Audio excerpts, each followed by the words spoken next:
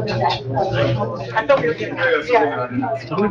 following is the agenda for the regular Borough Council meeting of the Borough of Pompton Lakes, Mayor and Council, and Municipal Corporation in the County of Passaic. The meeting will begin at 7 p.m. on August 12, 2026 in the Municipal Building, 25 Leonard's Avenue, Pompton Lakes.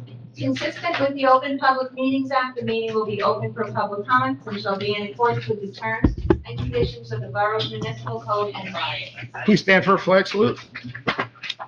I pledge allegiance to the flag of the United States of America and to the republic for which it stands, one nation, under God, indivisible, with liberty and justice for all. Please bless this mayor and council as they deliberate on the best of Pompton Lakes.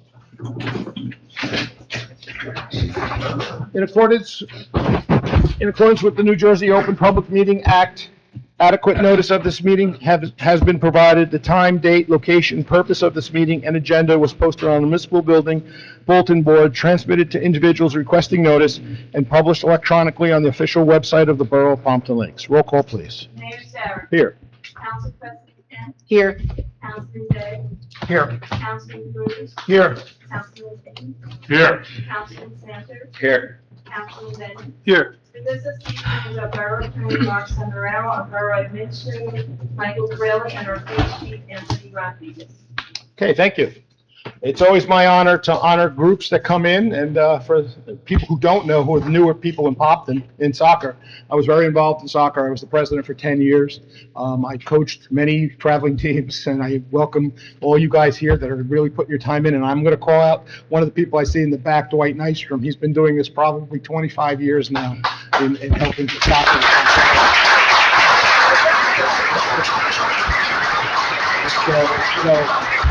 I know how important and how hardworking you kids are, when you, especially in the Flight 1, to get what you get. So I'm going to read a little bit something here that was sent to me, and then we're going to call everybody up for a recognition.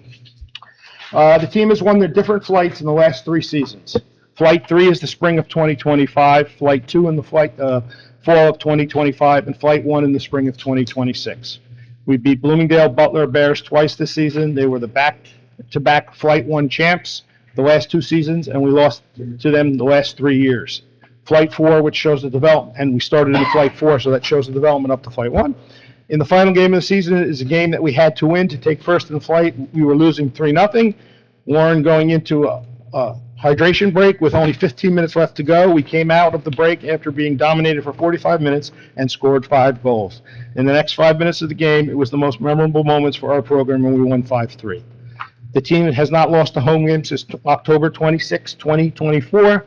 They were the Flight 1 champions, so for people who don't understand how that works, 5 all the way up to 1. 1 is a hard flight. 1 is where all the big teams are playing in, and these are towns with lots and lots of children in those towns.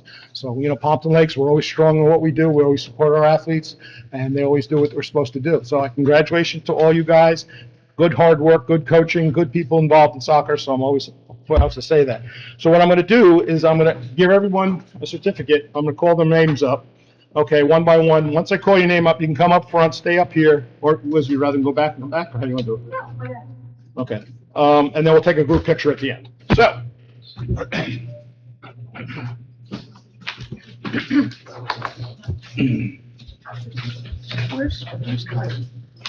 if I mess up your name, help me. So this is just a certificate of recognition of winning your flight, Flight 1. You're doing a great job. So our first name is James Bolt. Come on up.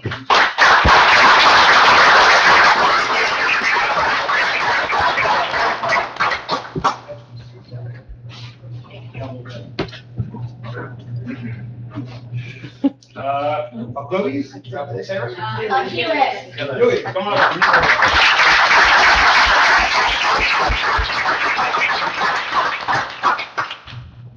Alexander? He's not here. He's not here? Wait, which I'll one? have a contact about Divya. Here? About Divya? Divya, he's on away. vacation. Okay, we'll get to him something. Max?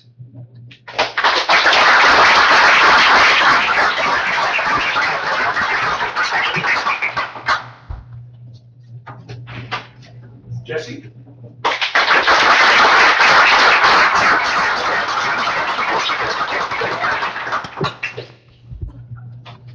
Alexander, I guess the other one, Punch.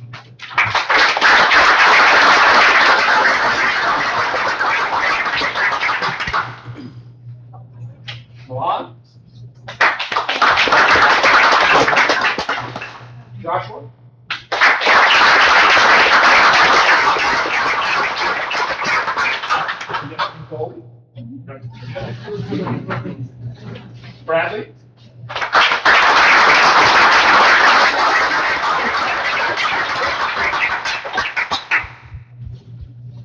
Riley.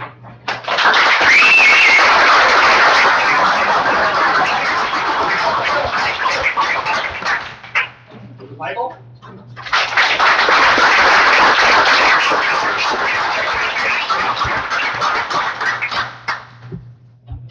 Landon.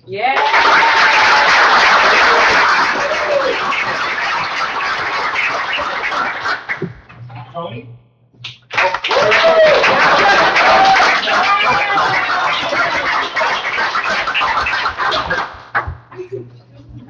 Walter.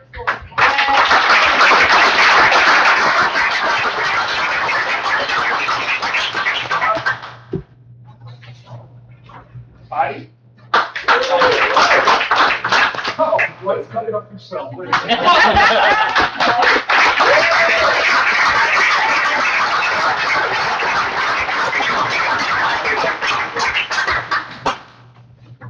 so why don't you guys come around me on both sides? Coaches, you want to say anything? Yeah, just obviously thank you for the support of the town, right? Like this goes such a far way for everybody. This is the grassroots, right, of the town.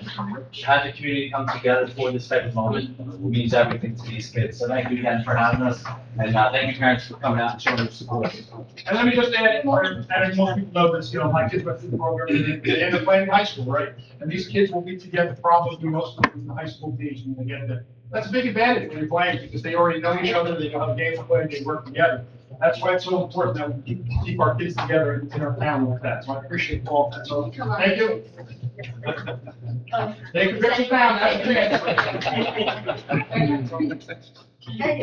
Good job, guys. I'm proud of you. There's a lot of hard work.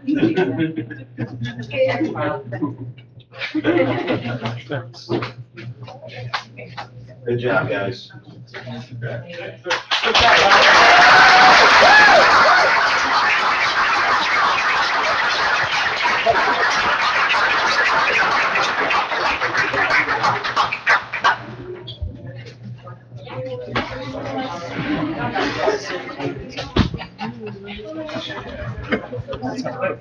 So we're going to start our meeting. This is our time. If you'd like to get out, to get out. If you'd like to stay the whole meeting, you may welcome to stay the whole meeting.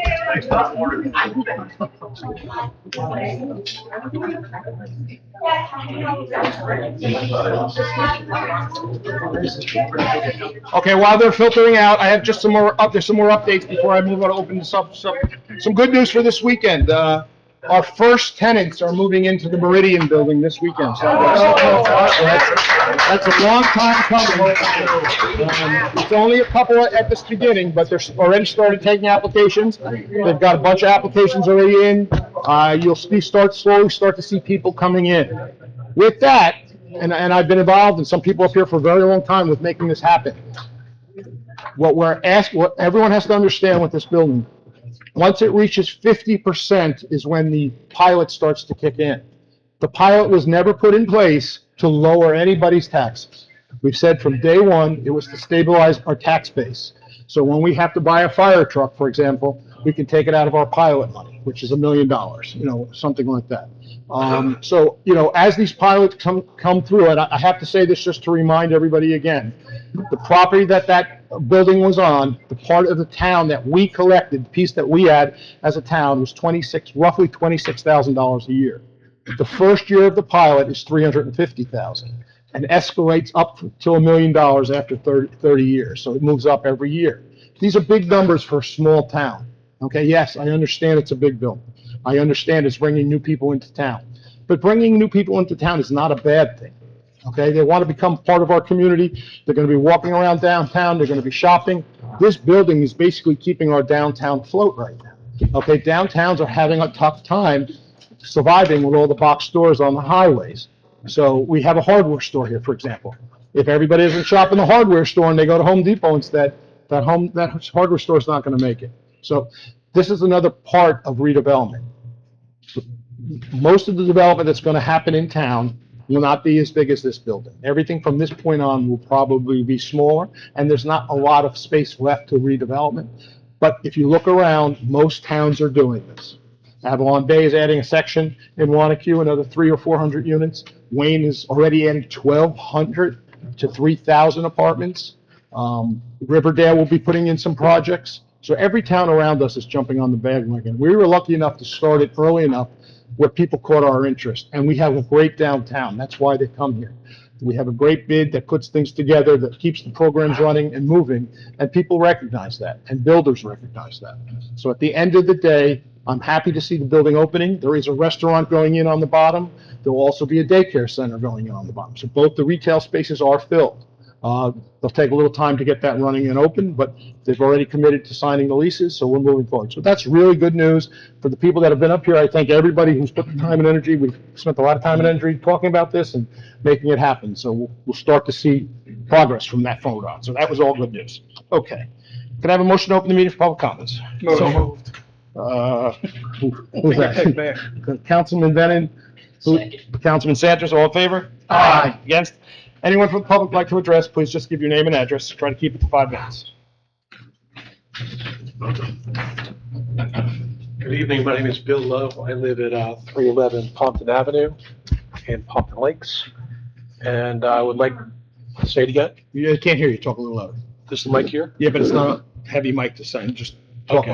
loud. Bill Lowe, 311 Pompton Ave, Pompton Lakes. I'd like to congratulate the Pompton Lakes Thunder U12 Flight 1 soccer champions, first of all. And you'll be happy to know I'm not here to complain about taxes.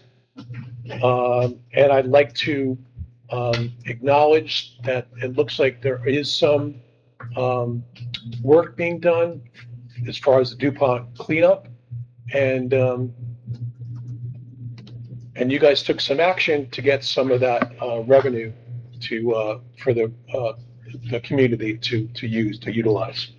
But today, I read in the local section of the Record newspaper that Hackensack sets pilot deadline. Officials say developers owe $6 million in unpaid revenue.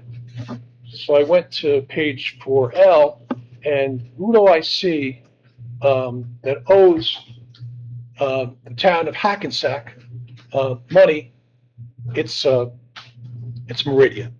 Top two own Meridian. So I don't know, Mr. Mayor and councilmen and women, maybe you could tell me when is it that Meridian started in Pompton Lakes? When did they break ground? Was it 6 years ago, 7 years ago? What I'm suggesting is that there wasn't ample vetting for this developer. I think we could have done a much better job. I think it was rushed. It wasn't exactly reckless, but I don't think this body did their due diligence. Now maybe it goes to redevelopment first, but somebody dropped the ball because he owes Hackensack, so he's got to pay Hackensack before he even starts to pay here. I'm not opposed to pilots. I think they're good. I think they can generate a lot of revenue, but I think we could do a better job in inventing these developers. I'll That's answer all I it. have. Thank you. Thank you. Anyone else from the public like to address?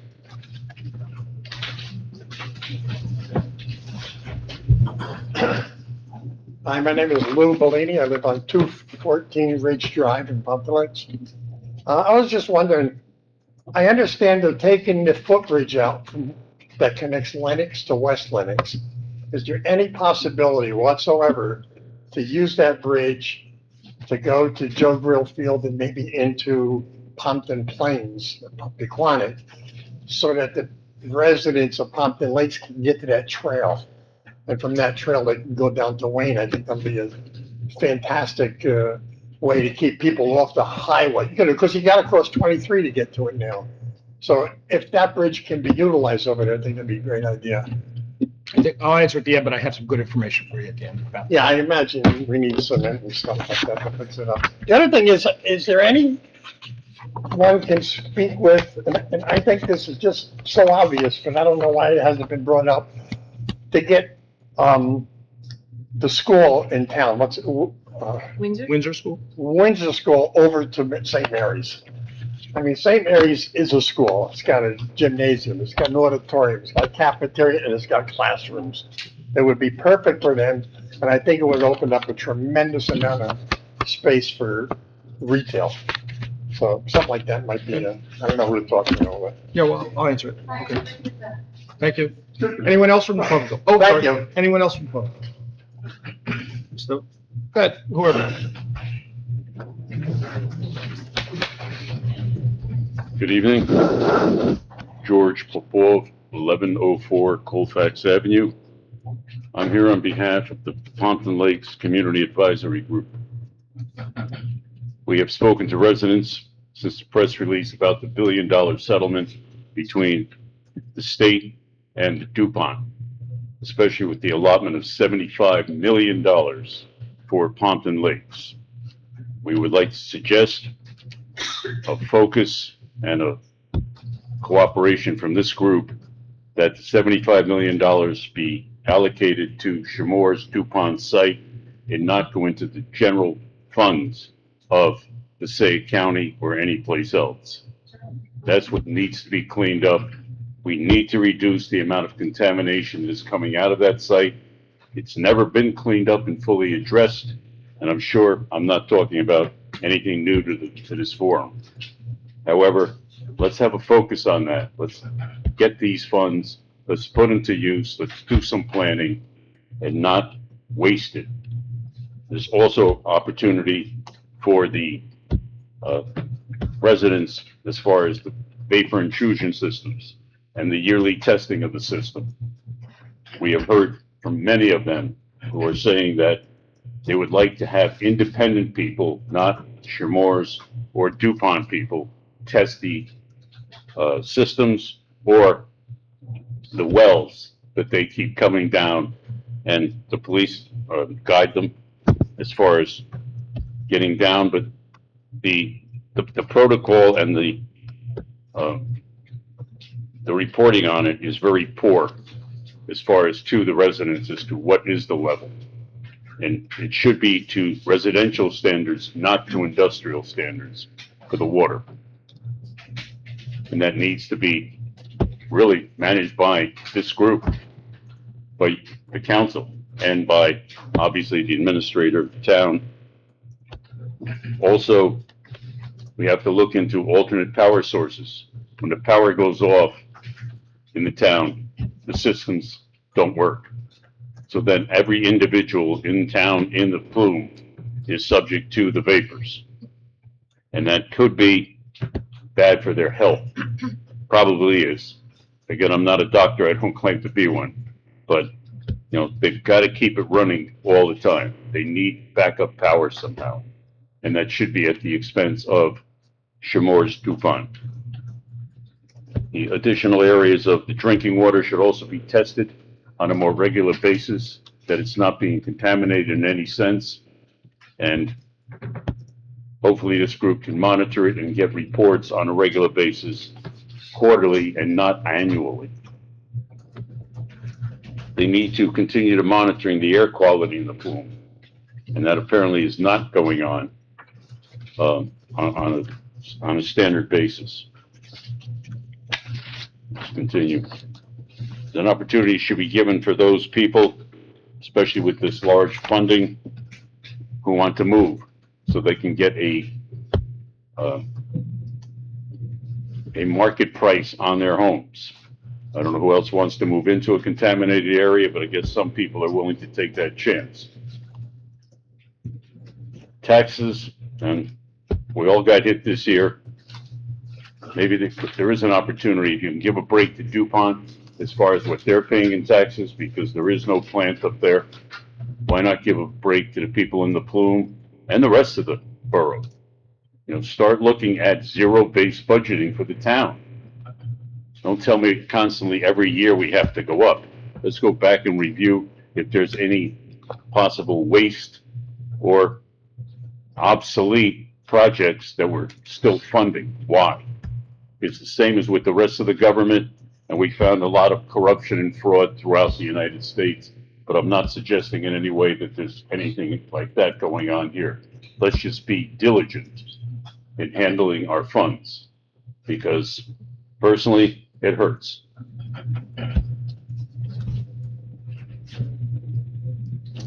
And possibly we should distribute some of these funds to the people in the plume. Also, measure the plume. Has it really remained the same?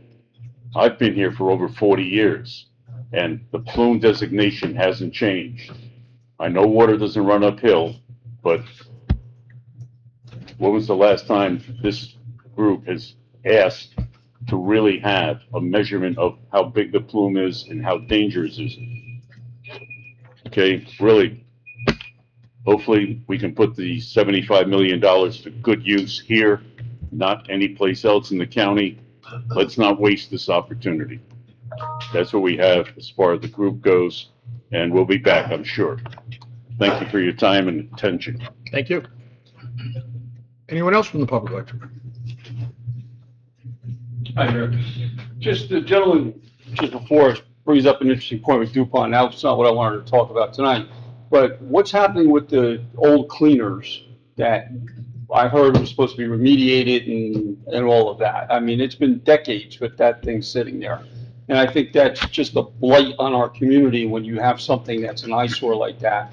And for downtown, I think it's inappropriate. Let's put it that way. I want to thank the chief here because, Chief, you got people out there on patrol, on foot patrol that I've noticed, doing some Yeah, I'm sorry, I old-fashioned. just need your name, I'm sorry. I'm sorry? Just your name. Oh, I'm sorry, Randy Pratt, 322 Wanacue Avenue. So I want to thank you for that, all right? But there's still some holes here. And Mayor, I gave you my cell phone number. I hope you held on to it. I was hoping I would hear from you, but I didn't hear from you, and that brings me back here tonight. So my thanks to the chief for following up on that stuff, but there's still some holes regarding parking in town. You mentioned earlier, Mayor, in your opening remarks about the Meridian building, and you have a diner going in underneath there.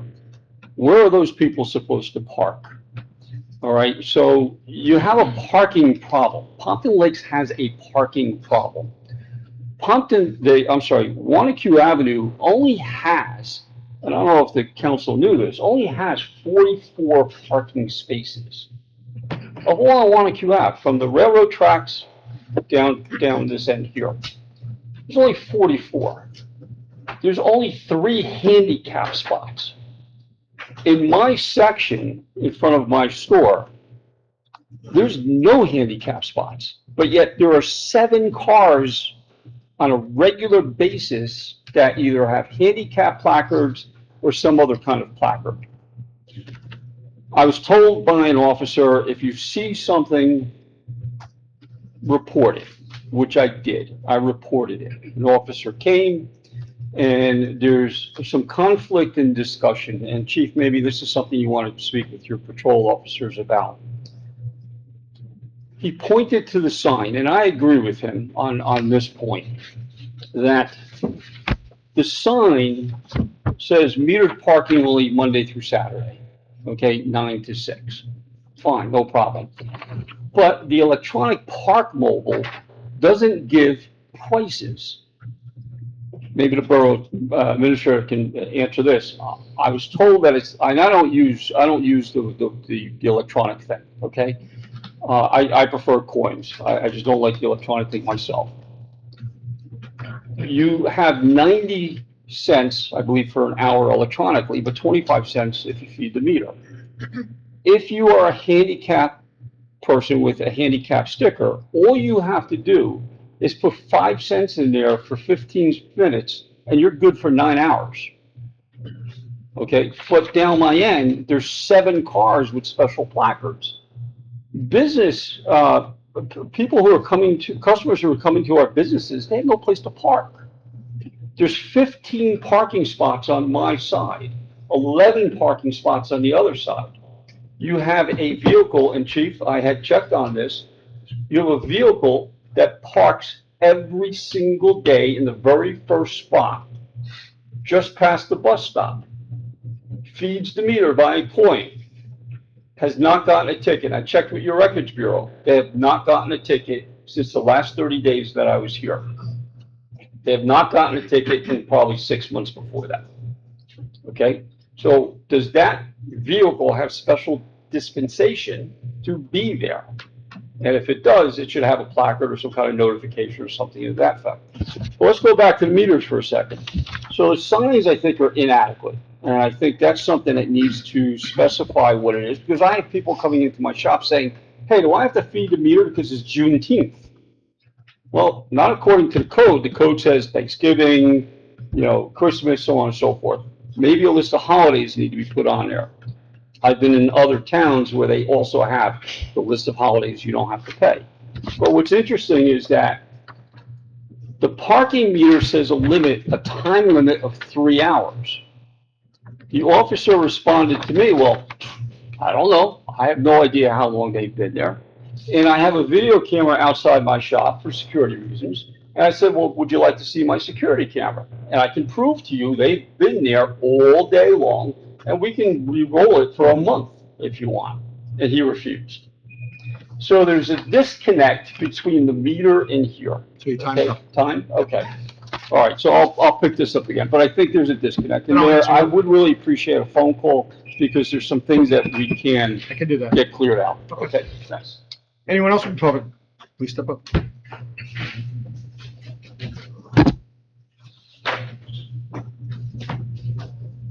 Good evening, Helen Martins, 59 White Way. I'm here from the CCPL about the cleanup. I myself don't think that's enough of money, and I don't understand why it's just 75 million. But the fact is, they say for forever chemicals. What do they mean by that? We cleaned the lake up. Is it the water that runs under the property from our property from DuPont, or is it the wells?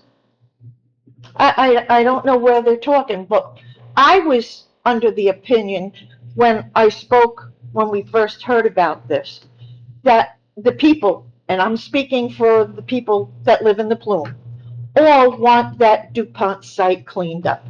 Because if that site is cleaned up, nothing else is going to run under our property. And also, the testing of the wells. They're out there, they have a police officer, they still worry about us attacking them. There's a police officer that has to stand out there while they test it, which is a waste of time for the police officer, because nobody's bothering them. But only they are telling us, oh, it's so-so, it's this, that, and we don't even know, because we don't get nothing in the mail or anything about where it's at. We want an independent person to test along with them, that we can feel like we're, the hen, watching the hen house, or however you say that. But the fact of the matter is the site being thought about getting cleaned up? And I also know that when we were here the last time when this suit came out, and they were saying about the money, and I think it was you, Mr. Sierra, that said part of it could go to Patterson or whatever, because it's Passaic County. I understand they have their issues, but we have ours, and that money should come here. It's DuPont here, it's DuPont there. If it is, then let them find out and get their money for it. We need the money here to clean up. I've been a resident a long time, and I enjoyed the town, but it's getting ridiculous because of the taxes and everything. I mean, we put up those big buildings. To me, I gotta say they're an eyesore, because the one that's across from the theater, when you were in winter and that building was going up, that whole area is shaded. That's, in winter, that's going to be an ice rink, because no sun is going to get at it. And the other one in the middle of the town, it doesn't even look like a country town anymore. And you talk about bringing businesses in. We got so many storefronts that people are moving out of. No. Okay. And the fact is, we have nothing, the hardware store, the pizza parlors. I'm saying we do patronize them. But there's nothing in the town to shop for anymore. It's barbers, it's nail salons, or whatever. We have a few restaurants, but there's no other shops to shop. We used to have Gelman's, Sears, this, that. So you're saying bringing people in. There's nothing to shop for, unless it's restaurants and that. And the other thing is that we're putting these in and bringing people into our town. But what happens when the schools get overcrowded and we have to build bigger schools and pay more taxes? This is ridiculous. Really ridiculous. So yes, we're putting in housing, but I think we overdid it for our town. And that's my opinion. But I'm truthful. I want the site cleaned up, and I don't want DuPont doing it, if I can have a say-so. Because I don't trust them. I never did, and I never will. Thank you. Thank you. Anyone else from the public like to address? Seeing no one, can I have a motion to close the public session? Motion. Council President Kent, Councilman Bennett, all in favor? Aye. Against? Mr. Lowe, I'm going to completely disagree with everything you said. This project has taken an extended long time because it's over. You can't hear me? I can hear that clear. None of us. So you should move forward then. You should move forward. Because I'll talk louder, but, so I'm going to disagree with everything that Mr. Lowe said. This project has taken an extremely long time to do. Most projects get done in 2 to 3 years. This has taken 10. This has been vetted over and over again by numerous boards, numerous public sessions, numerous public meetings. Residents came and spoke their mind. The police department has signed off on it. The fire department has signed off on it. The MUA has signed off on it. The schools have signed off on it. Everyone was involved in the process when it happened. Okay? It takes time to build the buildings. Okay? So the fact that it took so long, I'm a little disappointed in. I mean, I would have hoped it happened faster. So I don't agree with the fact that it wasn't vetted properly. And by the way, it wasn't vetted by anybody on this council except me, because this council has changed. Okay? The people that actually brought this in are not even on this council anymore. Okay? But it goes through our councils at different stages, and we voted on each stage, different councils each time, on where we wanted to be with that. But that was at recommendations of our planning board, of our zoning board, and our redevelopment agency. So all those groups were involved, including this borough. Lou, I'm sorry, I don't remember your last name. Yes, we are replacing the bridge at West Lenox. Unfortunately, they will not let us just take the bridge and put it somewhere else. But we are in the process of having a meeting very shortly with the county and some other towns about extending the walkway, believe it or not. And Michael, you can help me, from where to where? We're looking to extend it from River Road off of Route 23, all the way through Riverdale, through Post Lane, all the way up to Wanacue at Union Ave. To tie in with the Wanacue Trail. So Mayor Blumenstein did one of the guy from Riverdale. So these towns are going to be in discussion with the county to make one long connected path with bridges involved over 23. So that's a great thing. I support it 100%. I think what they did in Wanacue is beautiful. I don't know if anybody's walked there yet, but it's a beautiful site. If we can have the same thing here, that's a home run. So we will push for that. Okay, George, you said, Mr. Popoff, you said a lot of things. Now, look. St. Mary's, Winter School, St. Mary's. Oh, I'm sorry. Thank you. You asked about St. Mary's. Unfortunately, what happened back in the early 80s, when our downtown was not thriving, the businesses were closing, and Windsor School came in and purchased all the property. They own that property now, so there's no way for them. They're going to want to move. We've actually said, maybe you'd be more comfortable over there. We'd like to get the retail back. I wish they didn't at that time okay the deal, because we lost so much retail there. But at the time, businesses were hurting, and they all sold out to Windsor School, which is unfortunate. Thank you. Mr. Popoff, so I've been doing this with you guys just as long as you guys have been doing this, right? I'm going to group it all together if you don't mind. The settlement, let's talk about the settlement. We here, with Council President pushing very hard, want the money to come back to Pompton Lakes. That does not mean it's going to come back to Pompton Lakes. There is not even an itch towards that idea happening. We are not going to quit. We send a letter every month, making sure with our attorneys, making sure that we're requesting this money to stay in Pompton Lakes. Someone is confused. It's not about the county. They could spend that money anywhere in the state. So the last time there was a settlement with money, Wildwood got new dunes. Okay? So that doesn't help Pompton Lakes at all. We are insistent, just like you guys, We had conditions here from DuPont. We want some of that money back to us. Even if it's a small percentage, 5%, 6%, whatever it's going to be. So we are going to push as hard as we can, and we do have politicians pushing for that. What we do is need help from you guys to send letters to your politicians and to your representatives saying, this is unacceptable. We should have some of this money here in Pompton Lakes. But at the end of the day, it's a governor's decision on what's going to happen with that money. The New Jersey Constitution says it has to go back to the. Okay, but that's not what they're doing. That's not going to happen. That is not, any part of that is not happening. They put it this way. They haven't even answered, we've sent 5 letters maybe, from our attorneys to the state. They haven't even answered our letters. There was an article in the paper today, and the council president was just showing it to me, stating they haven't even answered the letters that we're asking. So I don't hold. Maybe you should go visit them instead of writing letters. Visiting them is not going to help because they've already talked about how they're going to spend this money. They've done it from other polluters and other sites in other places. Now let's talk about all the things you brought up. We have no say. This site is run by 2 groups, DEP and EPA. By the way, should not be run by both groups. Most places have this done by the DEP, which makes it easier to deal with because we're talking with them. We have to talk to 2 groups. The holdup is because they were told a standard to clean it up to, Comores, and then after the fact, there might be some talk about changing some standards, and that wasn't part of the deal. So this is going to be held up for a while. This is not going to happen tomorrow where they clean it up. We wish it did. Believe me, we want this property cleaned. We want it back in the tax books. We want to use this property. Okay, but it's just not going to happen readily. You know, I've been involved 20 years. This has been going on 20 years. Just like all you people have come to all the meetings. I've gone to all the CAG meetings when we had all those CAG meetings and we met in high school and all those things. I wish it wasn't that way, but I pushed. I mean, it's getting to the point where the person who represents DuPont, who, believe it or not, I know you guys don't want to hear it, cares about this town.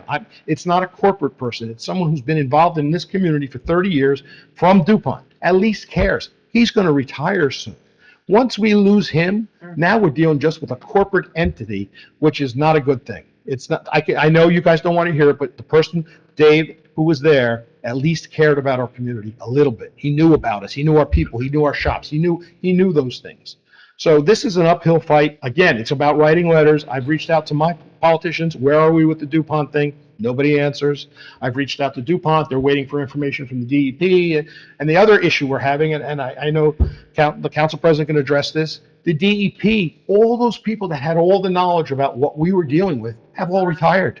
Okay, and they've hired all these young kids in their 20s and 25s who don't have any idea what was talked about for 20 years. So they're all getting re-educated on what has to be done. You know, it's just an unhappy situation. The taxes that you talked about and the money, if they were to give us the money, which I'm telling you that if a miracle happens, we'll get it, we would gladly do all those things you mentioned. But there is no talk of us getting any money. We are fighting hard, though. Well, why did they say for the? Please, there's no talking. I'm just saying. Okay, Why did they say that? who says that? The state, it was on Channel 12, that the state was suing DuPont for forensic Yes, chemicals. they got the settlement. They got the settlement. Mhm. But that doesn't mean they're giving it to us. They got a settlement for the state. The state is in control of that money, not us. But they're saying 75 million for us. 75 million for this plant. The plant settlement was 75 million that went to the state. They're in control of the 75 million. What a shame. It's a shame. It is a horrible shame. It really I is. am asking for percentages. Give me 2%, 3%, and I'll be happy. And I know this whole group up here is fighting for that to happen. We want that money coming here. We can push as hard as we can. It's up to the state. I'm going to say it 1,000 times. I don't care what side of the aisle you're on. I don't care what governor's in the office. You need to write letters to the governor's office saying this is unfair. Some of that money should come back to our town. Okay? And we have to put pressure on them. And by the way, it's happening in our town, but it happens in other towns. Other towns who have pollutants with other things, they take this money and use it at their will, whatever they need to do somewhere else. So we want that money to come back. It's unfair. Just talking about the park. I'll get to the parking in a second. But the buildings downtown, that's an untrue statement. Right now, there's a waiting list for people moving into town for businesses. They can't find places. I have someone right now who has a childcare facility would like to go in, can't find a place. A lot of the buildings that you see in town that are empty are in the process of being turned into something else. That's what they're doing right now. Let's remember, I know somebody brought it up, Windsor School owns a very large chunk of our downtown, unfortunately.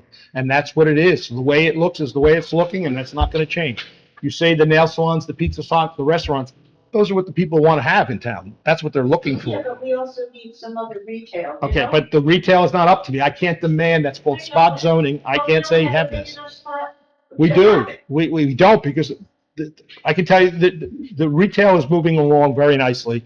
The square footage, the example I can use, the building that we used to use for our what do you call it, coalition, is now up for rent. He has increased his square footage costs on that building because of the building across the street. So the landlords are now making more money to charge, which is part of what we're trying to do. So I understand everybody has a feeling how it looks or it doesn't look good, and I appreciate that. I'm not saying everyone has the right to say one way or the other.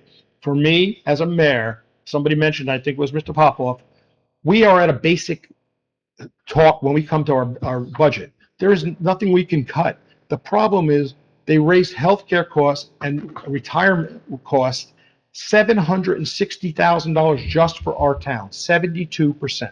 Okay, that's not just us, in the schools too. We used to get state aid from the state. Every year we'd get $1 million or whatever we got. They cut all the state aid. There is no more state aid given to the schools and to the towns.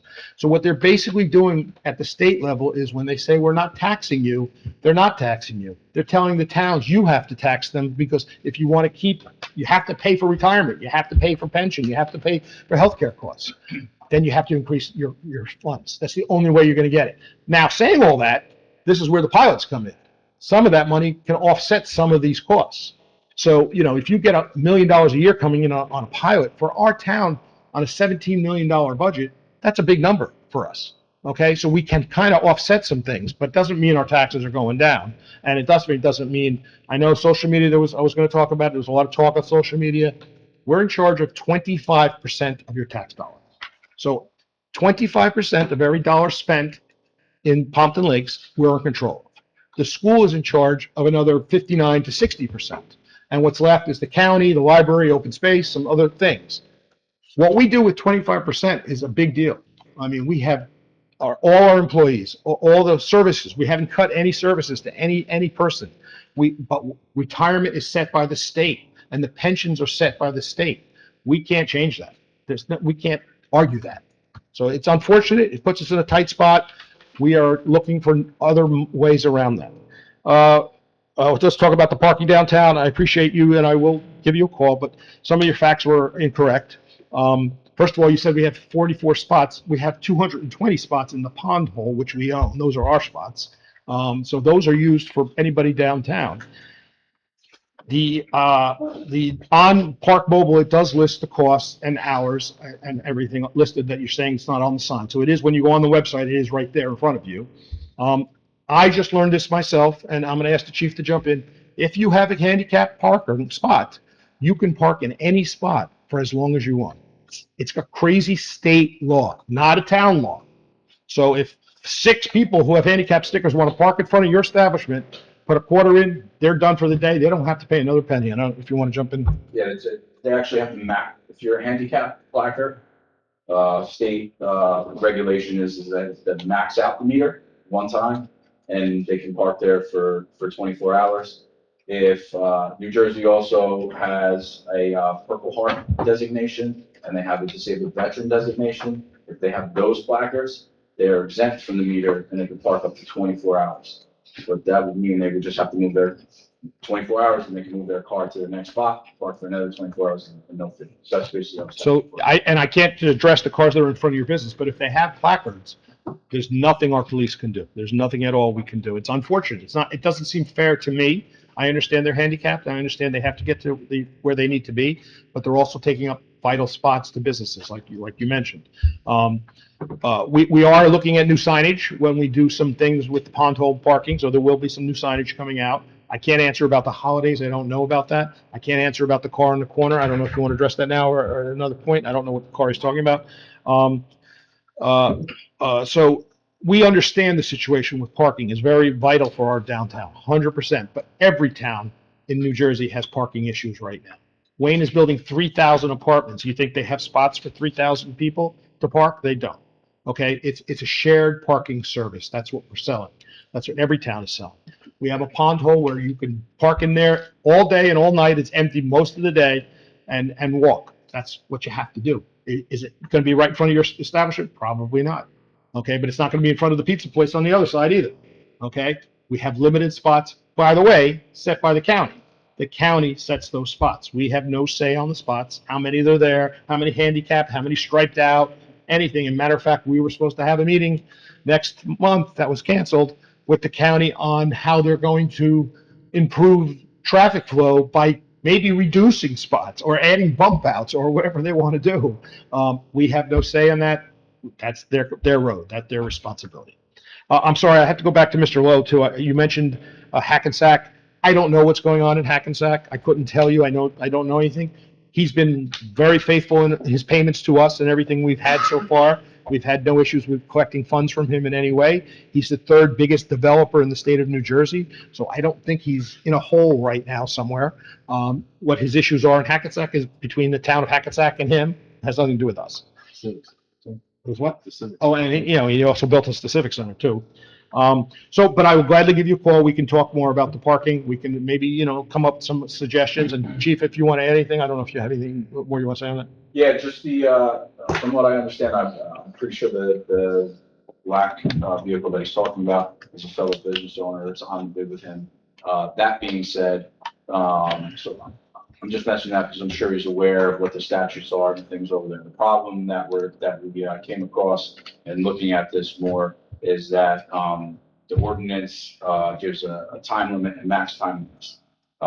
What's inconsistent is if you're on Park Mobile, it doesn't let you put pay after 3 hours, but we have the meters, so the meters will be unlimited. That being said, we would have an issue enforcing that because we need to get the signs up over there to advise anybody parking there that there is that limit in the parking, which we've already addressed with the DPW and spoken with other powers that need to get those signs. So just to clarify what he's saying, we identified what you had said about the 3 hours. We're gonna put signage up that actually explains that on Wanacue Avenue. Once the signage is up, then they can go ahead and start ticketing. We can't do that now without signage. Mike, I think we're in the process of working out the signage right now, right? So our DPW will put it up, I would say relatively soon, and then they'll handle the enforcement side of Wanacue Avenue. That's not to do with Park Mobile. Just one other question came up about the schools. The schools these studies have been proven they're only 1 and 2 bedroom units, so most people don't have a lot of children in 1 and 2 bedroom units. So when they built the Alexa in Riverdale, there was over 240 apartments there. The school statistics, not our statistics, only brought in 4 children. So there's not going to be a big increase of school children into the program. The fact that, yes, so you can actually, because I see it in other towns. It's on the seniors, and as it is, it's hard to keep up with everything. And the seniors, and I'm going to be there myself, there's the state freeze program, there's all these programs that everyone should take advantage of with the state. It freezes your taxes.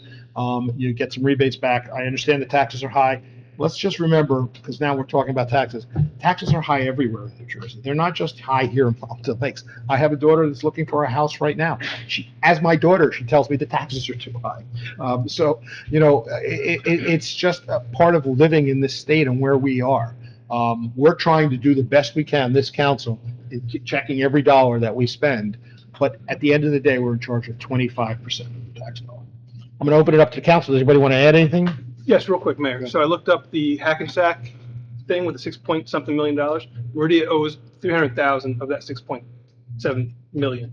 So it's on the low end. So yeah, that's their problem. That's not a large. I'm just wanted to add that it's not 6.7 that they owe. It's 300,000. Anybody else? Anybody want anything? Nope. Just saw the numbers. My tax bill says municipal tax 26.52%. That might be right. Yeah, whatever it is. I'm reading the tax bill now. Yeah. So I said around 25%. I said. And school taxes are 55%. Yeah. Okay, that's about right. County taxes are 18. So tell me, on a $1,000 increase, what would be the school increase? My mathematician skills aren't that good. right? 550. 550. You got me on that. Oh, that wasn't hard. No. And for the town, it would be 320, something like that. No, 260. 260, I'm sorry, 260. But my taxes last year went up 750. I hear, mine And did my too. taxes this year went up 750. I hear you Round 100%. numbers. And we all know why. And I had talked to Michael about it. It's, over a 10-year period, I will, as a retiree, 7,500 additional on top of what I'm paying now. I'm out of the town. And I hear that a lot. So many other seniors are out also. I hear that, but we have to pay our bills. We have to pay pension and retirement and healthcare. Well, we got contracts coming up that we're gonna negotiate. We do, but healthcare, we can't negotiate. Well, we have to work on it. Yep, so, okay, I'm gonna let that go. Okay, motion to approve the following minutes. Regular meeting minutes, July 22nd, 2026. Closed session meetings, July 22, 2026. Can I have a motion? Motion. Councilman Hinton, Councilman Santers, all in favor? Aye. Bills and claims is listed below. Can I have a motion? Motion. Councilman Bennett? Second. Councilman Cruz, all in favor? Aye. Against? Consent agenda, anybody need anything removed? I would just like to make a comment on 26333. 333, okay. Anybody else? Nope, okay, Liz. Whereas the mayor and borough council of Borough Company that the consent agenda consisting of various proposed resolutions, whereas the mayor and borough council of Borough Company does desire to remove resolutions for individual actions from that agenda. Now therefore be it resolved that the following resolutions on the consent agenda are hereby approved. Resolution 26, 322 through resolution 26, 344, and we're going to remove 26, 333. Okay, can I have a motion? Motion. Councilman Bennett, Councilman Hinton, all in favor? Aye. I'm Against? sorry, I didn't get that. Bennett and Hinton.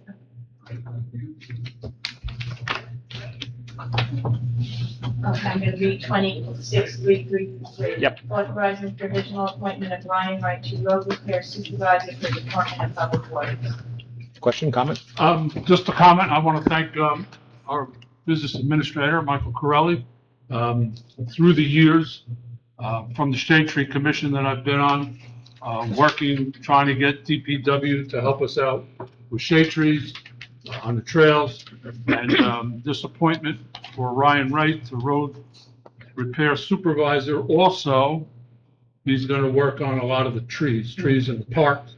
So I just want to thank our administrator for doing this, and he came to our meeting the other night, Shade Tree, and we were all happy. He answered a lot of questions and stayed for the meeting. So this is this appointment is a work in the direction to help our park trees and trees in town. So Good, and I think it's a good appointment. I just want to thank him. Okay, so 26-333, can I have a motion? Motion. Councilman Hinton, Councilman Cruz, all in favor? Aye. Against? Okay, Liz, ordinances. Ordinance 2625, an ordinance amending and supplementing the salary ranges of employees of the Borough of Pompton in the County of Passaic and the State of New Jersey.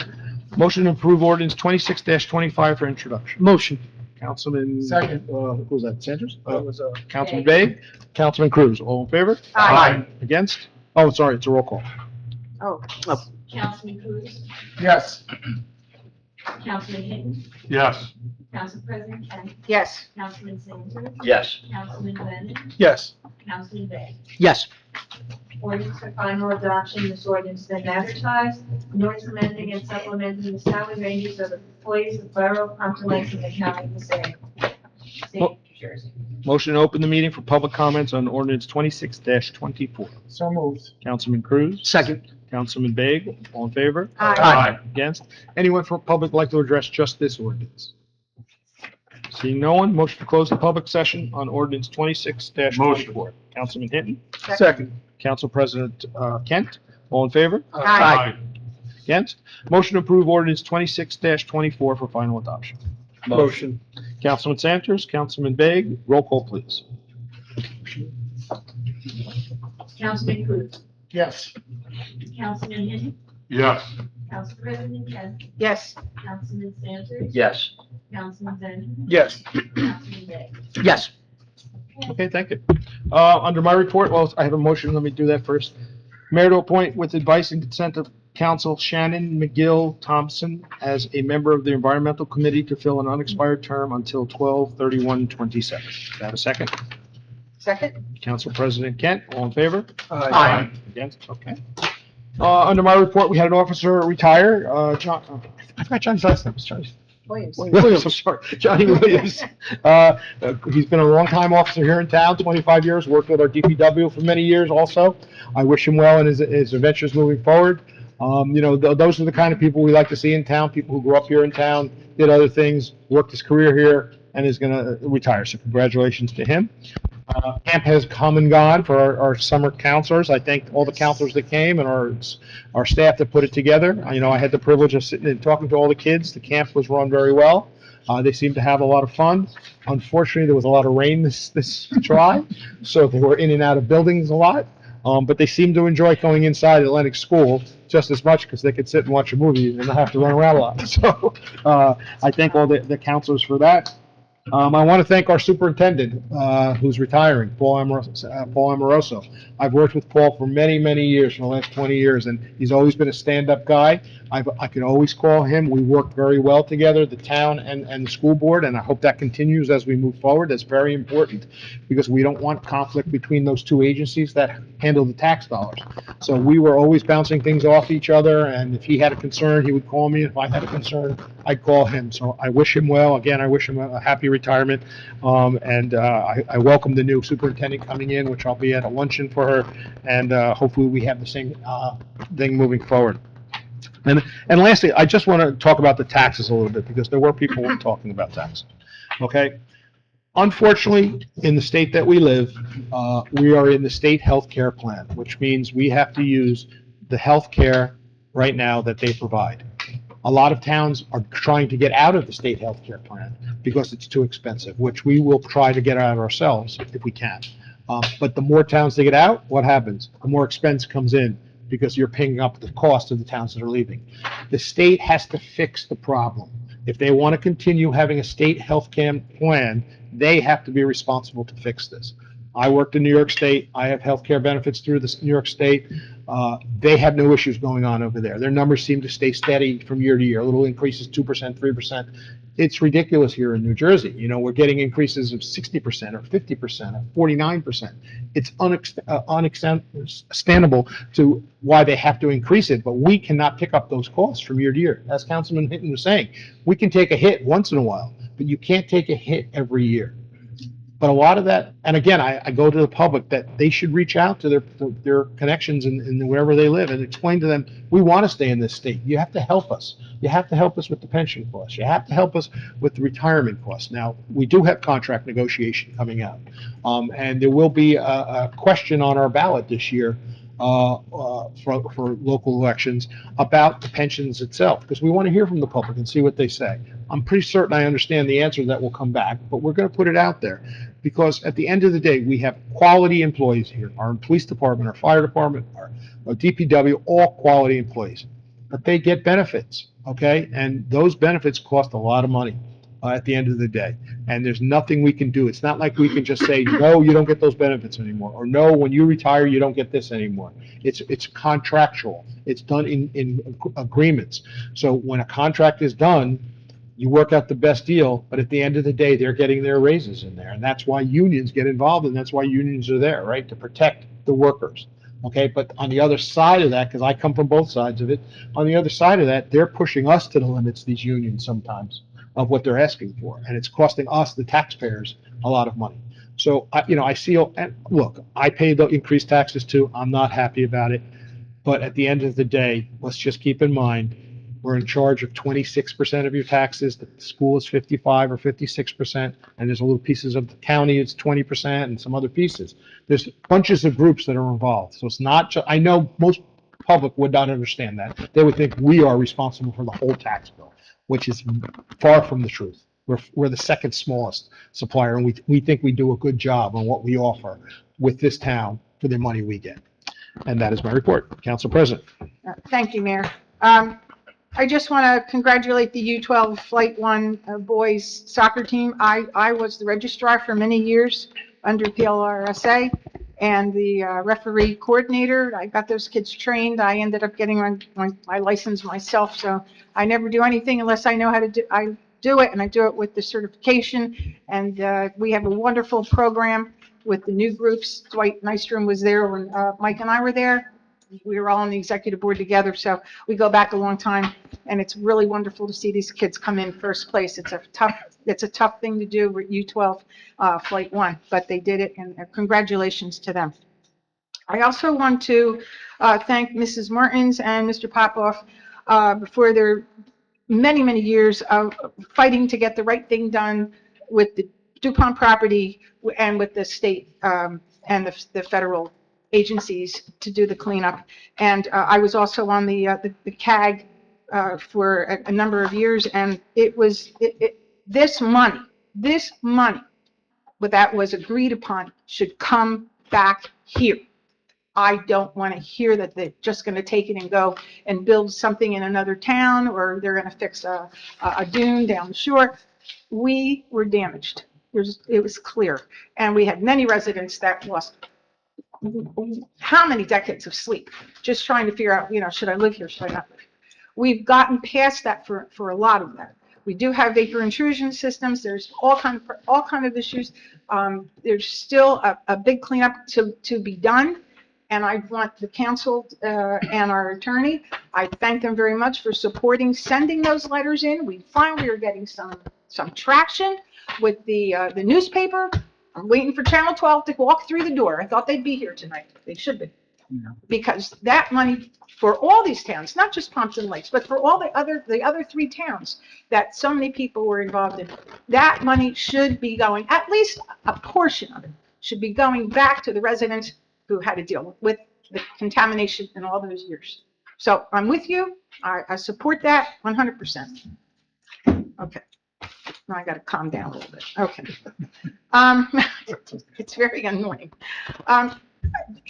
Saying all that, I went on the internet and I looked at the AI, the internet, and I just want to say, even with all the problems that we have with taxes and all that, we still get an amazingly good review on the internet. Pompton Lakes is a widely considered good place to live, offering a dense suburban feel, small town atmosphere, highly rated public schools, scenic lakes, and river access. The borough has a population of 11,000, which we all know it's gone up a little bit, and a median home is 400,000. Low crime rate, and roughly 20 to 25 miles from Manhattan and some of all the other, cities and the oceans and the ski resorts. We have held this town together with all of our residents. We've all stuck together and held it together. We have a very good police department. We had an issue downtown for a number of months. We talked about garbage and people leaving their litter. And we had the chief come in and explain the ordinance of how they can make arrests or give tickets when somebody did that. And our police department actually went out, and we had Lieutenant Kapacki, I believe. He walked the town, and I want to tell you, I went down and checked. I walked down there at 7:30 in the morning, and I went back at 5:30 on Friday night, and I did not see one garbage bag, and I did not see one piece of garbage on our town. And that is because I believe, my opinion, because we had police presence down there. So I want to thank you. I want to thank the traffic division too, because I didn't see anybody speeding during that time. And I'm usually a little fast. I admit. But it's funny how things change when you know you're being watched. Now I'm going to ask you to continue that through September, because the high school kids are going to come back and they walk through town. And I know they have a problem with the garbage can by the steps going up to the school. We all know that. So I'm going to ask you to continue this program and into October, because I think it's important that the people coming in understand that this town is going to be maintained. We're going to respect it, and they're moving into a place where it is highly recommended that you move here, even on the internet, on the AI overview. And I actually bought, if anybody's interested, I You can buy a have, house for 400, please let me know. where well, it I is. want to know where that is too. Yeah, but I'm just, it says, like, here we have a niche, I guess it's a website. Pompton Lakes is Passaic County is one of the best places to live in New Jersey. They said Pompton Lakes is a wonderful town to live in. The schools are excellent. The town is very family friendly, and the parks and lakes are good.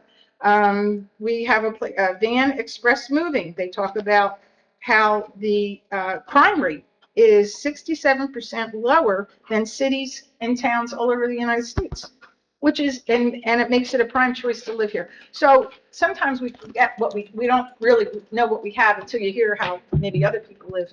But there's a number of different websites that talk about Pompton Lakes, and they do say the taxes are high, but it also says it's high all through New Jersey, which we know it is. So I just wanted to make mention that we really are fortunate to live here, and I just want everybody to understand that. I also want to thank Mr. Bellini. For years, we tried to get a trail, a bike trail and walking trail down to Wayne in that area, and we couldn't because the Riverdale mayor at the time would not allow that. So it's nice that we're going to get another trail. When we had COVID problems, when we had the issue with COVID, I can't tell you how many people came up to me and thanked us for saving that property down there because they had a place to get out of their house and walk around. They weren't allowed. There were parks that were closed down during COVID. You couldn't even play tennis. My sons were told to leave a park, and they were in the middle of the park, and they were just playing tennis. Two boys, my brothers, and the police made them leave. So we did not do that here, but other towns did. So it's important that we keep our open spaces open, and I want to thank you for bringing that up. As far as the DuPont, I want to thank our attorney. I have a copy of a letter. This is a third letter that we issued in June 29th, and it is, I think it's generated the recent article that came in. Mr. Cimarrero, I also want to, if it takes a fourth letter and a phone call, I don't care what it is, I want you to do it. So I don't know if we have to vote on it, but It may have already gone out. Gone out, yep. well, but we really have to have an answer now. Because this Can't money, make them answers. well, we have to make them answers because that's their job. We have 11,000 people in this town. That money has to come back to us. It should not go to any other town. But we have to have the rights and the response. We have to have that come back to us so that we can do the right thing for our community. Okay. And, oops, sorry. I had a lot to say. 5 minutes, 5 minutes. I know, right? National Night Out. I want to tell you, that was a wonderful evening. Our residents got to meet our police. And it was a wonderful night. But we also had a lot of our community groups under our programs, like our Environmental Protection Committee, our Shade Tree Commission, our Flood Advisory Board, our commissions, our boards, our Pompton Lakes Women's Club, our library, Friends of the Library, and our police, fire, our CERT team, our OEM, and Passaic County Sheriff's Office. They all came and they met our residents. The kids had a great time with the fire department spraying the water, but it really shows a community relationship that we have. And I want to thank the DPW crew because they were helped set up and they also took down, and the borough staff who helped. I know Liz and a number of the ladies that work in the office were there. So I want to thank you for a wonderful night. And I do think you should keep it at 5:30. I think it's the earlier time is better. Just my suggestion on that. Okay. And I think, so if you need the governor's email, I'll send you her email, and I will send you a number. And I think all our people are on our web list, our webpage. Yes, all of our senators and assemblymen have also received all of our comments, but I will be happy to give that to you if you can't access it. And that is my report. Thank you. Well said. Councilman Cruz. Thank you, Mayor. Well said, Mr. President. Sorry.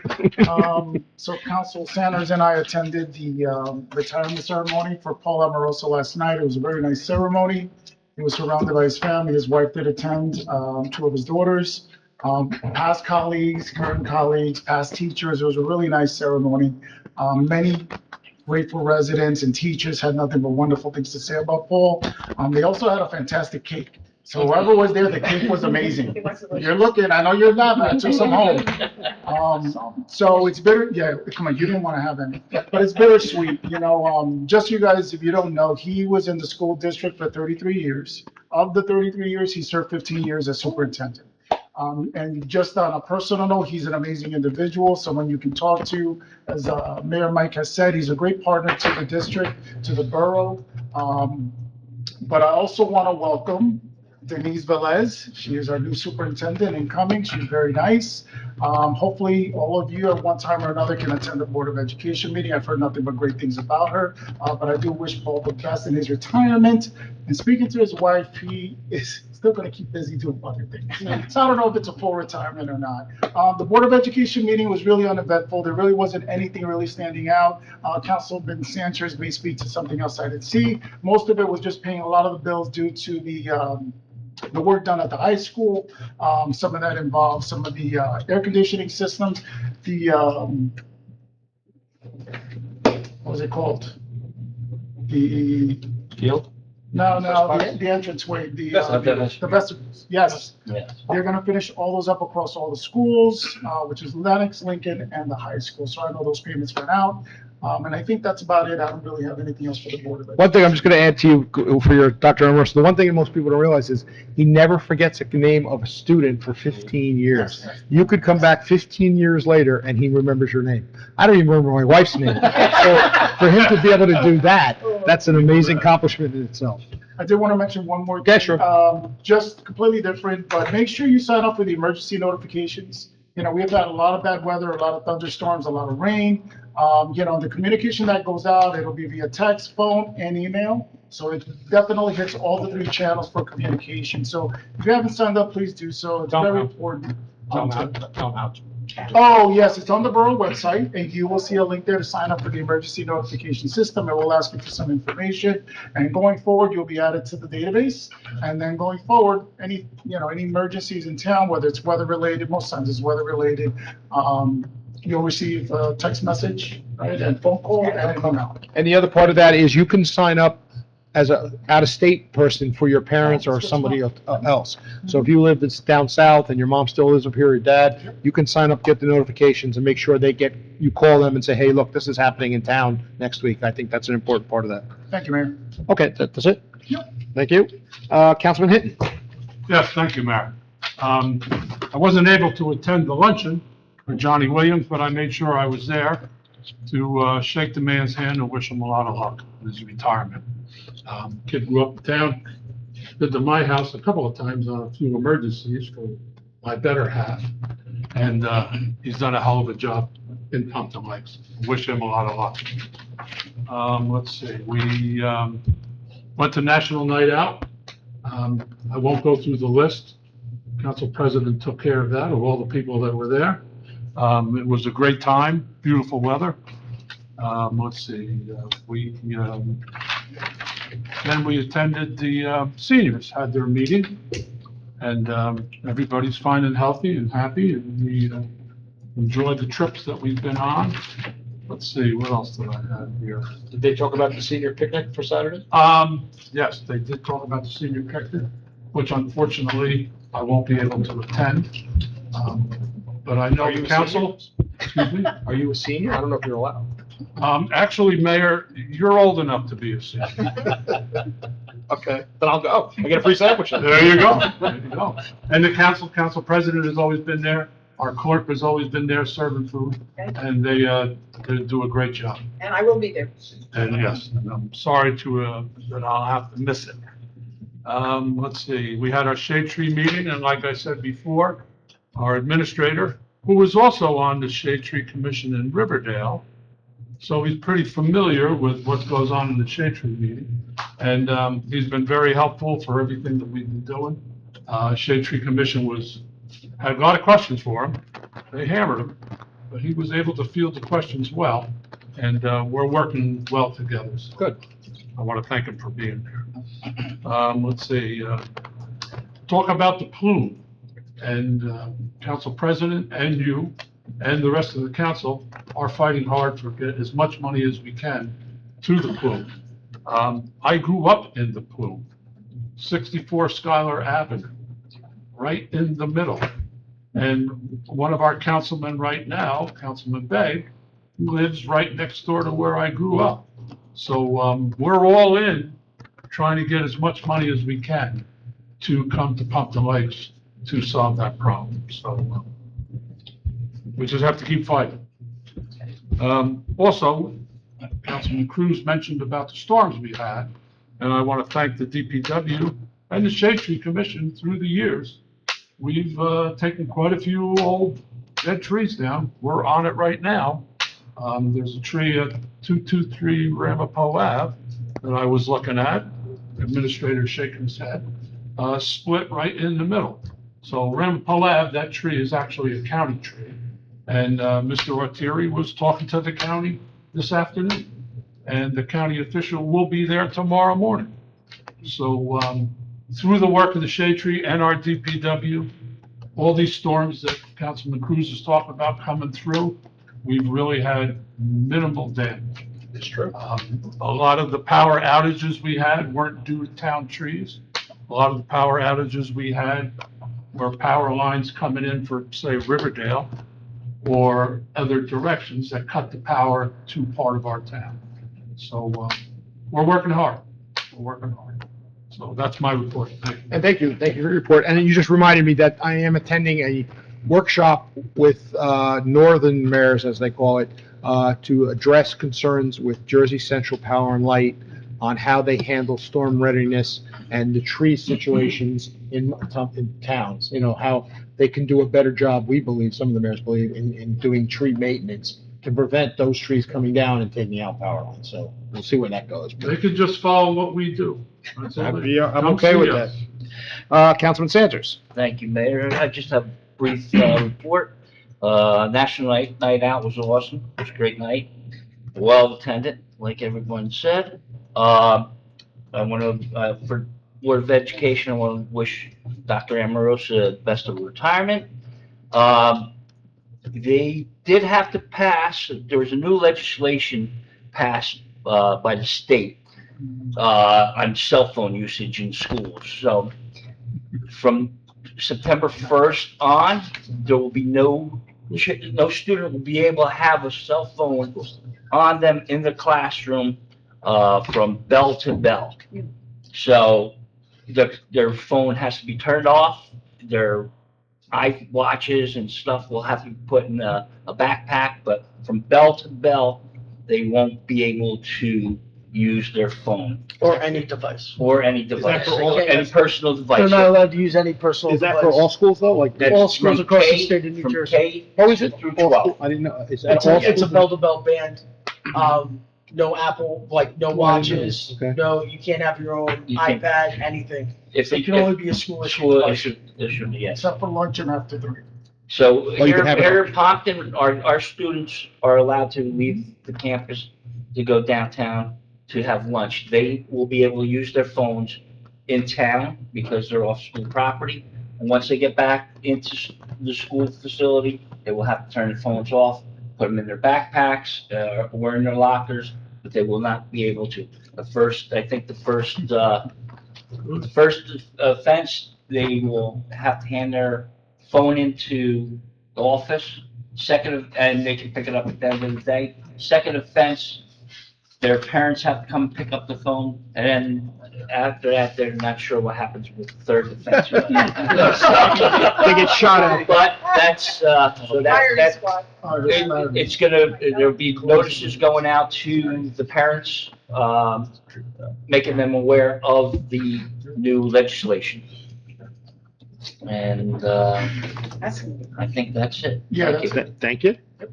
So that's a statewide ban, but It's statewide legislation. good. That's I didn't news to me. Who am I up to? Councilman Denon. Thank you, Mayor. I also want to touch on taxes. As chair of the Finance Committee, we spent hours going through the budget line by line with the borough administrator, the mayor, Councilman Hitton's on the Finance Committee this year, and we scrutinize what is spent. You're 25, 26 cents on the dollar that we collect. So we have to balance the needs of our police, fire, DPW, while keeping taxes under control. If I could say yes to the chief, I would. I totally would. I did get you those 4 Tahoes that you requested, because the police deserve it. They work very hard for us. They deserve the equipment they need, but we couldn't do it this year. So we got 1, I think, right? So, and then, exactly. So we revisit as time goes on. The redevelopment cost helps to offset. Your taxes would have been higher if we didn't have any redevelopment. I don't have the numbers off the top of my head, but I do know that it was reduced due to the redevelopment pilot offset. Cost of everything goes up. Healthcare hit us hard this year, as it did the boards of education. I believe it was West Milford that closed a school. Yes. An entire school closed because, and if you look up, I think it was Hackensack, their board of education, a few months ago. Shambles. Jefferson too. Close to school. There you go. So some municipalities had to cut services. We did not. Some boards of education, as I mentioned, shut down the schools. We did not. So I think the folks that are making these decisions deserve some credit for working together to keep our services and our schools intact. And that's all I have to say about that. Moving on, congratulations to our the Pompton Lakes Thunder U12, and thank you to the coaches for your time and effort. Congratulations also to Sergeant Williams on your retirement. The luncheon was well put together. The food was delicious. Thank you to all who put that together, and Dr. Amoroso on your retirement as well. The ceremony was very well attended. I saw folks from all over there that last night. I also want to congratulate our newly hired and promoted DPW folks. There's a whole list of them tonight. So welcome, and look forward to seeing you in your new roles. We appreciate your hard work. National Night Out, very well attended, as mentioned. Thank you to the police department and everyone else who put it together, and DPW for cleaning up afterwards. Steel Magnolias were also there, Maria, Yes. Council President. If you missed them that night, I missed them. I'm sorry. yes. If you missed them that night, we will also be back for Pompton Day as well as the Riverdale Street Fair the next day. Tomorrow night is the Summer Stroll on Wanacue Ave. Live music by a group that I'm near and dear to, Wind Up Monkey, so I hope you enjoy their music tomorrow night. Lastly, I will not be at the next council meeting on September 9th, Mayor, nor will I be at the 9/11 ceremony that Friday. Around this time on September 9th, we will be a team. I'm participating in the 9/11 Promise Run, as I have since about 2019 in one way or another. Around this time, on September 9th, we'll be arriving at the Singerly Fire Department down in Elkton, Maryland, where we'll spend the night.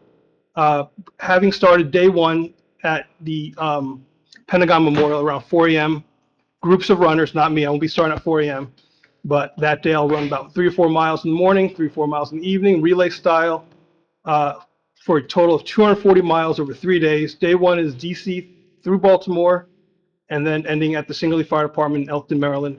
Day 2, we start in Delaware. We run through Philadelphia, including City Hall,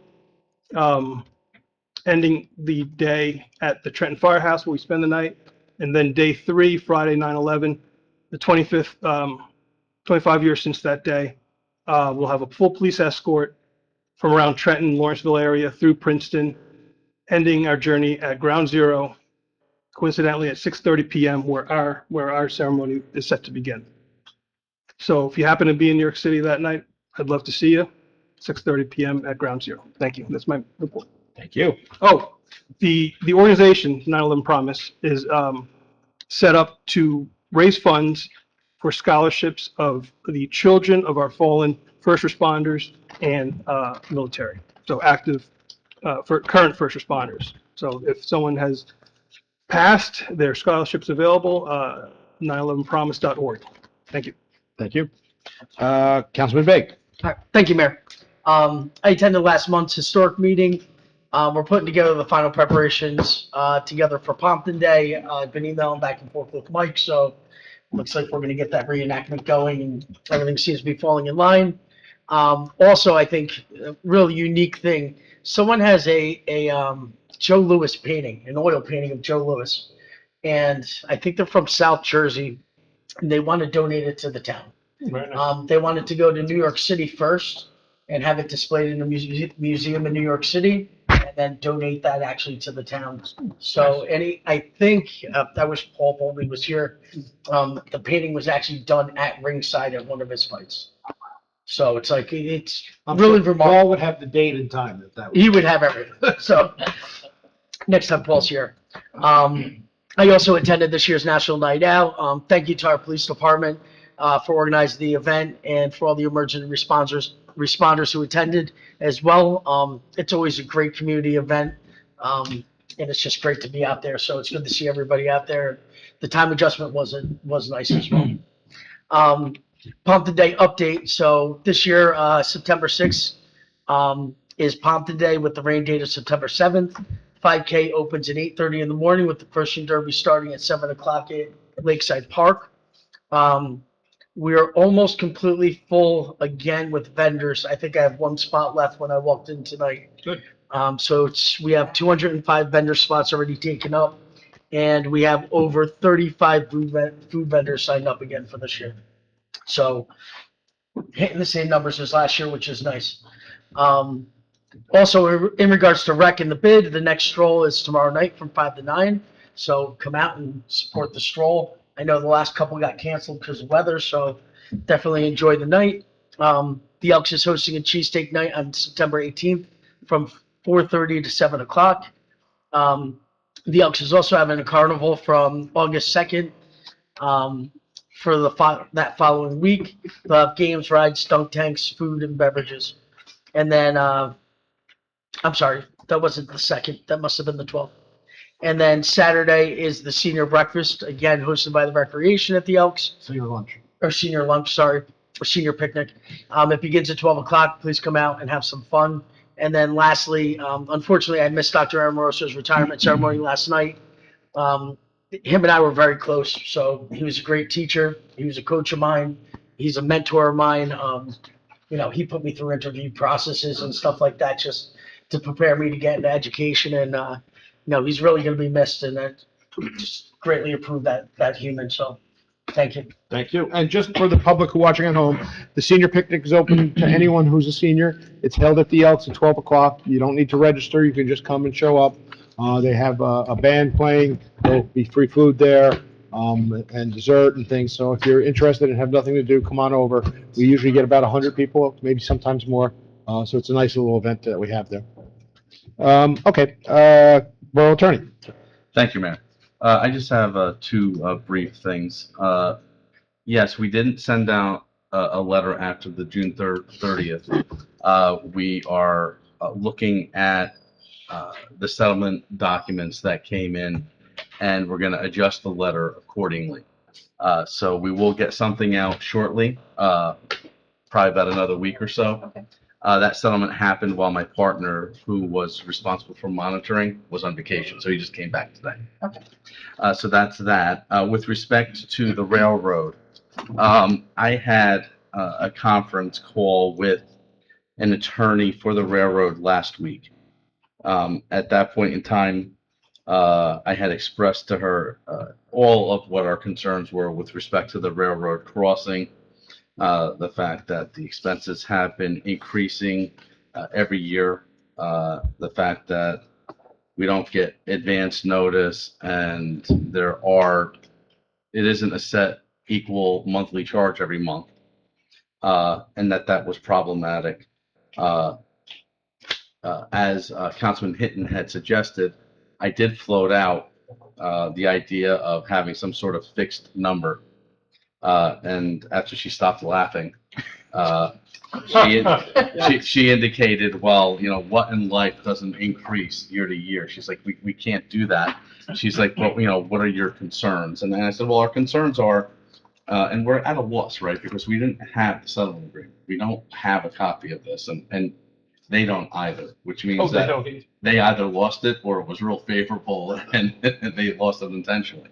But one way or the other, the bottom line is, I told her that the newspaper article indicated that you're supposed to be giving us advance notice. You're not. We really would like that, and we'd like to have an understanding as to why there's a difference every month with respect to the amount. She said that she could put that call together. I had discussed it with our administrator. I'll make sure that he's on the call so that he could ask questions. But it does look like, quite frankly, that the best we're going to be able to do is get advanced notice of what the amounts are, and then address it. She did indicate, if you want to get rid of the railroad crossing, let us know.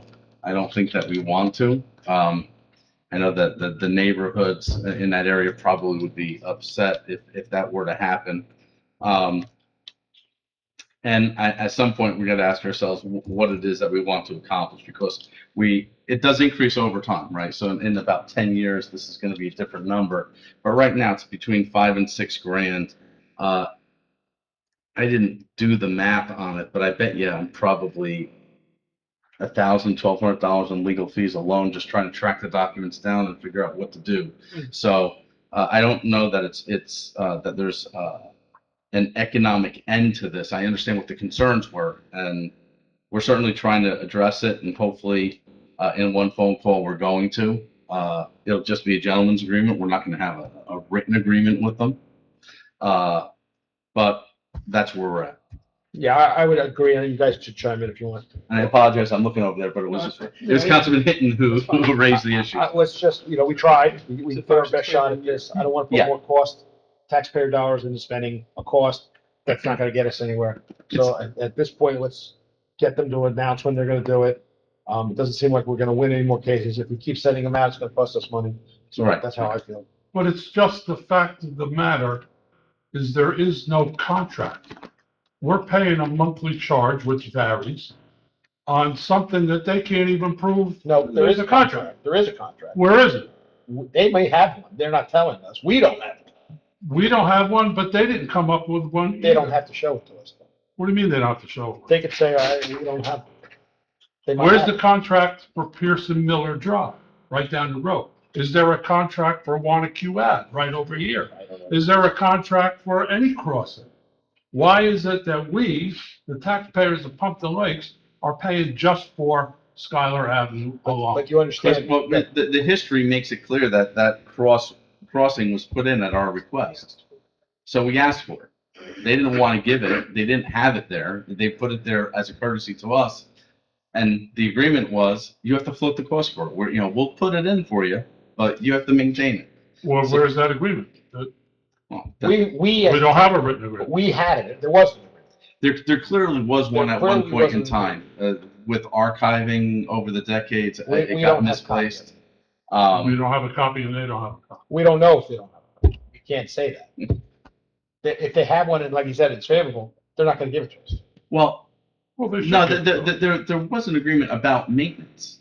It was in the deed originally, but maintenance wasn't defined, and it obviously increased over time. Well, What we don't have is the settlement agreement that regulated or related to the dispute that we had. At one point in time, the council years ago in the 90s was as frustrated as we all are with respect to inconsistent billing and whatnot. So they just stopped paying it, and eventually they got sued. And then that settlement agreement was the result of them getting sued. And do we have a copy of that settlement agreement? That's what I was saying. We don't have. No. Well, since 1964, I think this is when it really started. But you got to remember, we requested, the town requested this. Yeah. The railroad did not request this.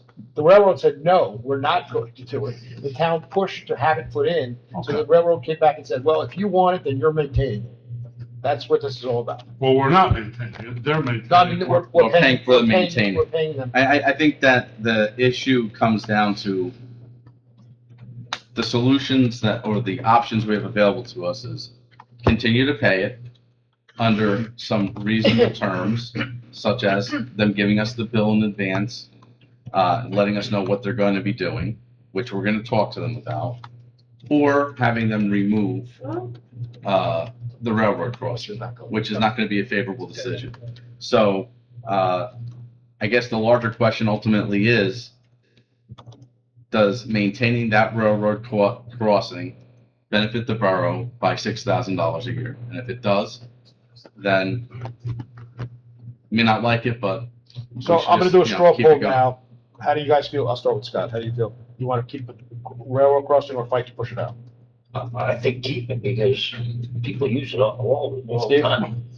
What happens if we remove the crossing? We have no idea. That's something for us to explore with. But you're gonna end up having dead ends.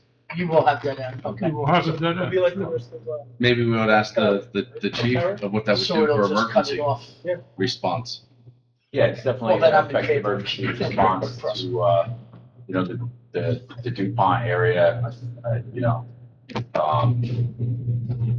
just thinking about it very quickly, I would need to see how that looked like before, like, giving an educated opinion, on it, but, first thing, like everybody says, dead ends, we have one way in, God forbid, a train's coming through and a guy's stuck at a location. Right now, obviously you can't get to that area if you're over by the tracks on Montague Ave, but if the car happens to be on Colfax Ave, we can get back there. Because usually if the train's up by Montague Ave, they've already passed that section. So, there's just a lot of things to think about.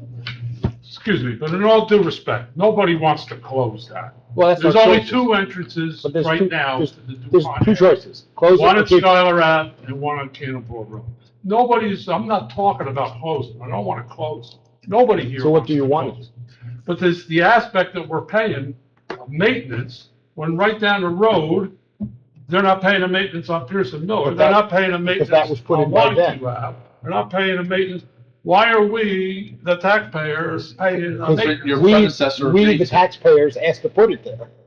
Back then, yes. Yes. But nobody has, the other entrances or crossings, nobody's paying on them. Because they put them in themselves.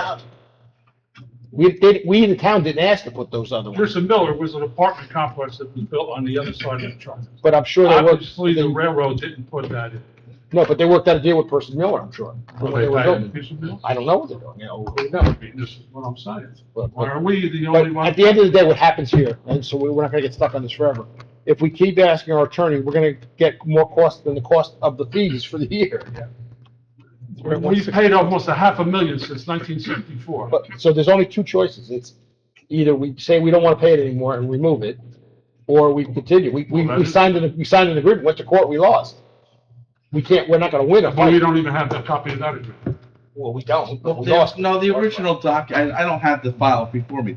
As I indicated earlier, the original document indicated that we were going to be paying maintenance.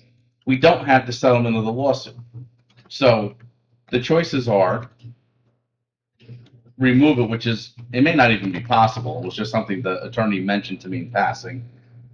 I think we all agree it's probably not a good idea, just for No. slowing down emergency response alone. No.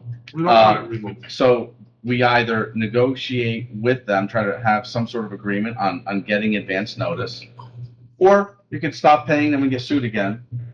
But you're gonna get sued again. They did it before, Which is gonna cost us money. and that's gonna cost you more money. But, when the governing body makes a decision, it binds Right, you can't change it. the municipality. So, there are decisions that this governing body makes that binds the municipality moving forward, and that's what happened in the past, And so. that's what that redevelopment talk was earlier this morning. A lot of this council didn't make those decisions on the redevelopment, but you're held by that council's decisions when they made those developments. You can't go back and change it because you're a new council. It doesn't work that way. Same thing with this. But if you go out there as a common sense man, that I think you are, and you look at what it takes to I maintain that. agree with you There's only 100%. 4 lights. I'm not and arguing There's no that. arms, there's nothing It's just a there. bad deal. But then the monthly charges come at different amounts. What are we paying for? We don't know. Or can we pay just a set Is it right fee, a month? $500 a month or something like that? Because But they don't want to do that. What's that set fee? We're gonna negotiate with them every year? That's really what it comes down to. well, I need a justification on their charges. Is what I'm Well, looking at. as I had indicated, the attorney acknowledged that she would put together a meeting with their engineers so that they could have an intelligent conversation with our administrator and I to explain what the differences are, so we can relay that to you. And then try to come to terms on what they're able to predict and provide us in advance. Okay, Let's do it that way. I'll go with that. Okay. Thank you. Anything else? No, that's it. I wish I had more, but. Okay.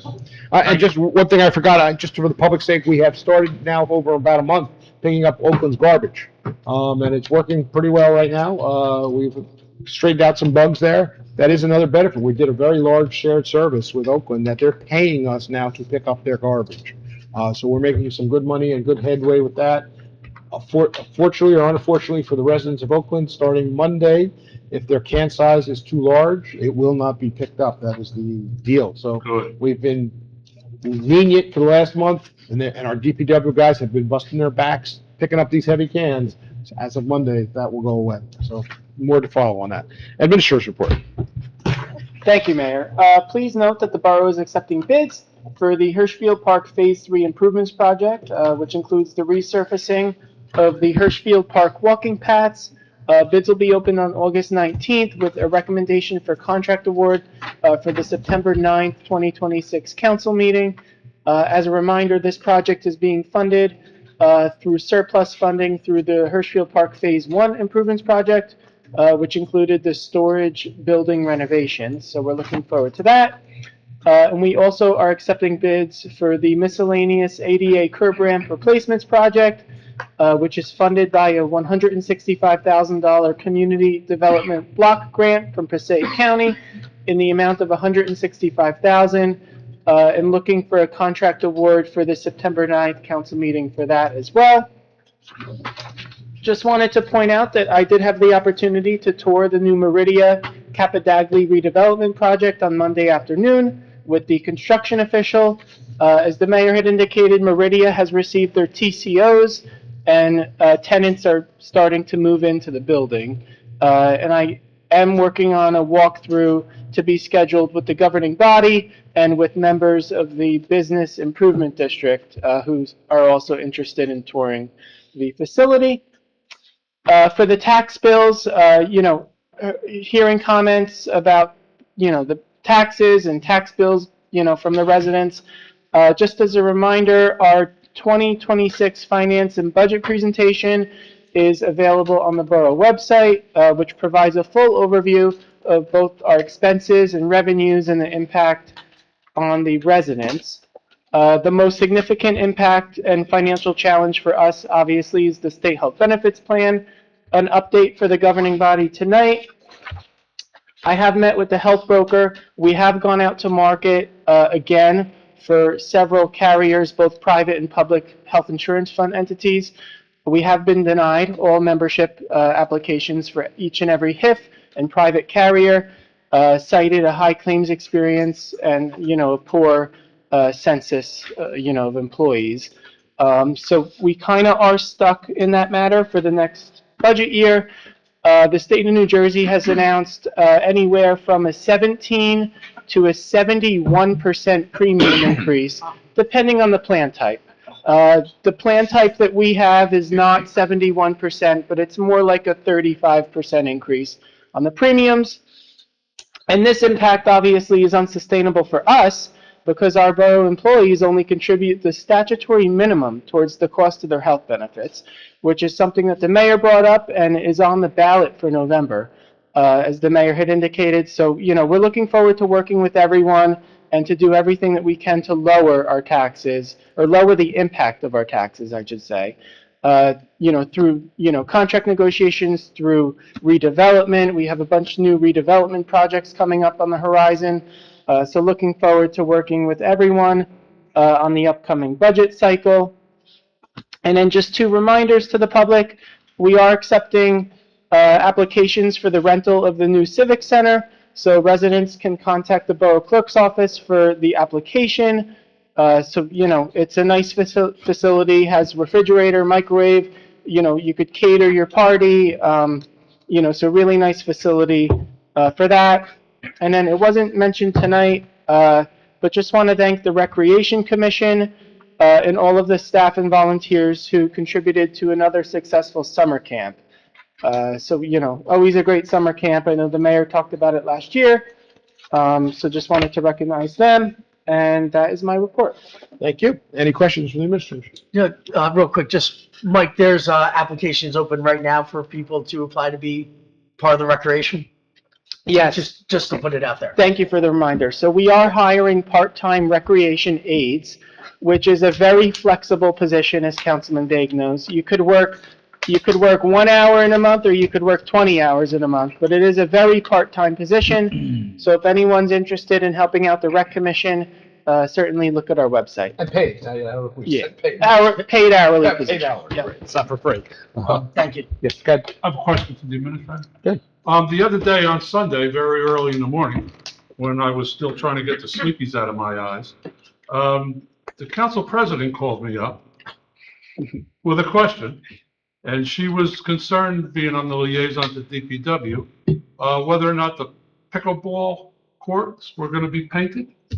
Are we doing anything with that?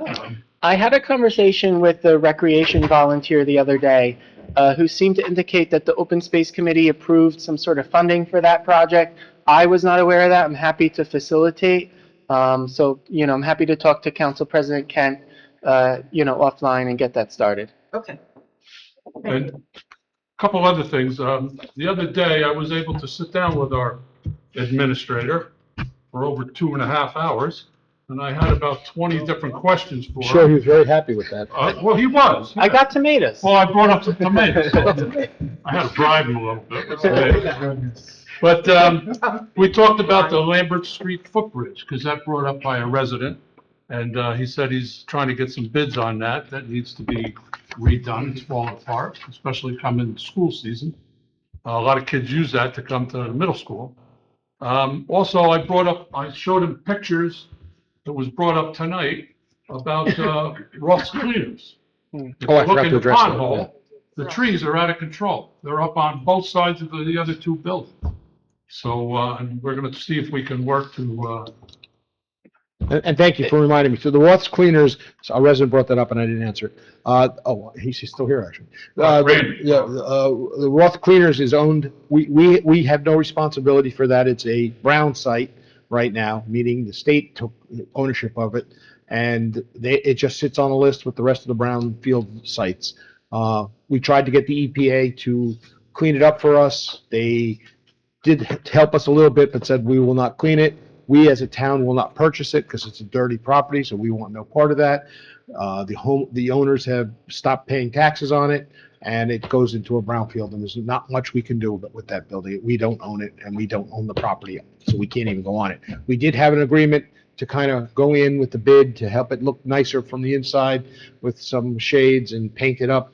And the trees, I guess we can address, we can probably cut them, they're out of control. but it's private property. We understand that. If I may, I did talk to the superintendent today. We did call out a tree company. We are planning on taking down all the trees on the site and issuing a lien on the property for safety hazards. So that's coming up. Good. Thank you very much. Let's see, when we were talking about the new bridge at Hirschfield Park, and grass really never grew in, that the county did, and we're talking about possibly hydro seeding that area, or getting the county to. No, the county should do that, yeah. Hydro seed that area. The county said they were coming back, if I understand, Yeah, in they're gonna September. they're planting 3 more trees. So, because they had to take one down. And Where is this? Where they put down the at bridge. Hirschfield Park with the new bridges. They told us they knew the grass wouldn't grow because it was hot. They tried. They said, but they'll be back in the fall to put down real grass and try it again. Okay. So I want to thank the administrator again for spending 2.5 hours.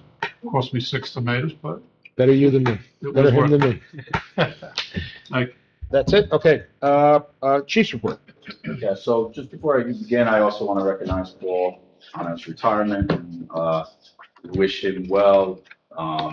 I was both one of his students. I was there when he came back as a vice principal for his first year. And then I had the privilege of working with him both as a board member, school board member, school board vice president, and then got to work with him in my role as captain and chief within the police department. So I've kind of done like full circles of stuff with Paul.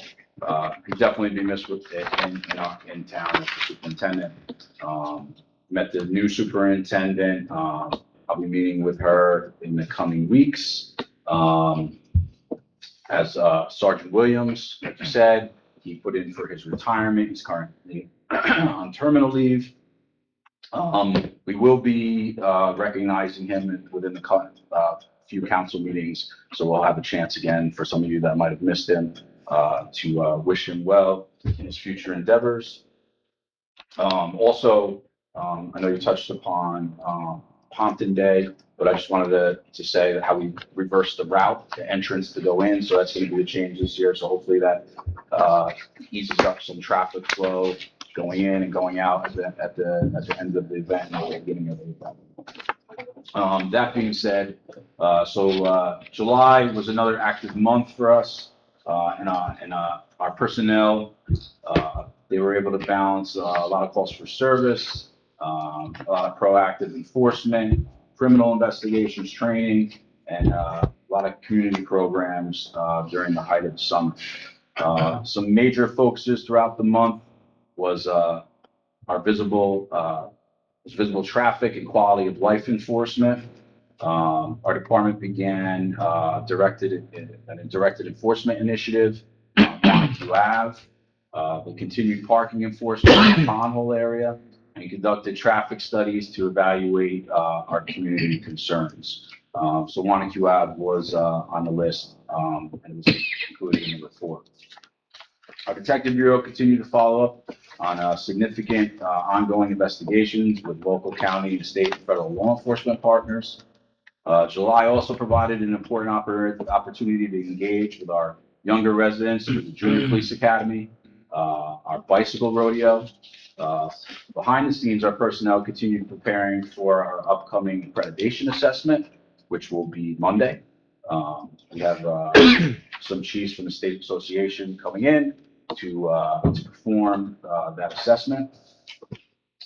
Lieutenant Rufo was assigned the accreditation manager for this reaccreditation. He's doing a good job, a lot of work, and got to thank him and the rest of the officers in the department because there's a lot of records that got to flow back and forth, and it really takes a team to get that together.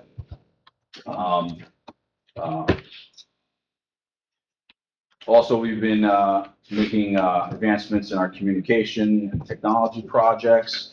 So just an update on some of that. We just finished completely cleaning out our radio room. So if you haven't had an opportunity to go in there, I'll be more than happy to bring you. But the room prior was it was just a collection. Over the years, it became a collection of equipment, larger radios.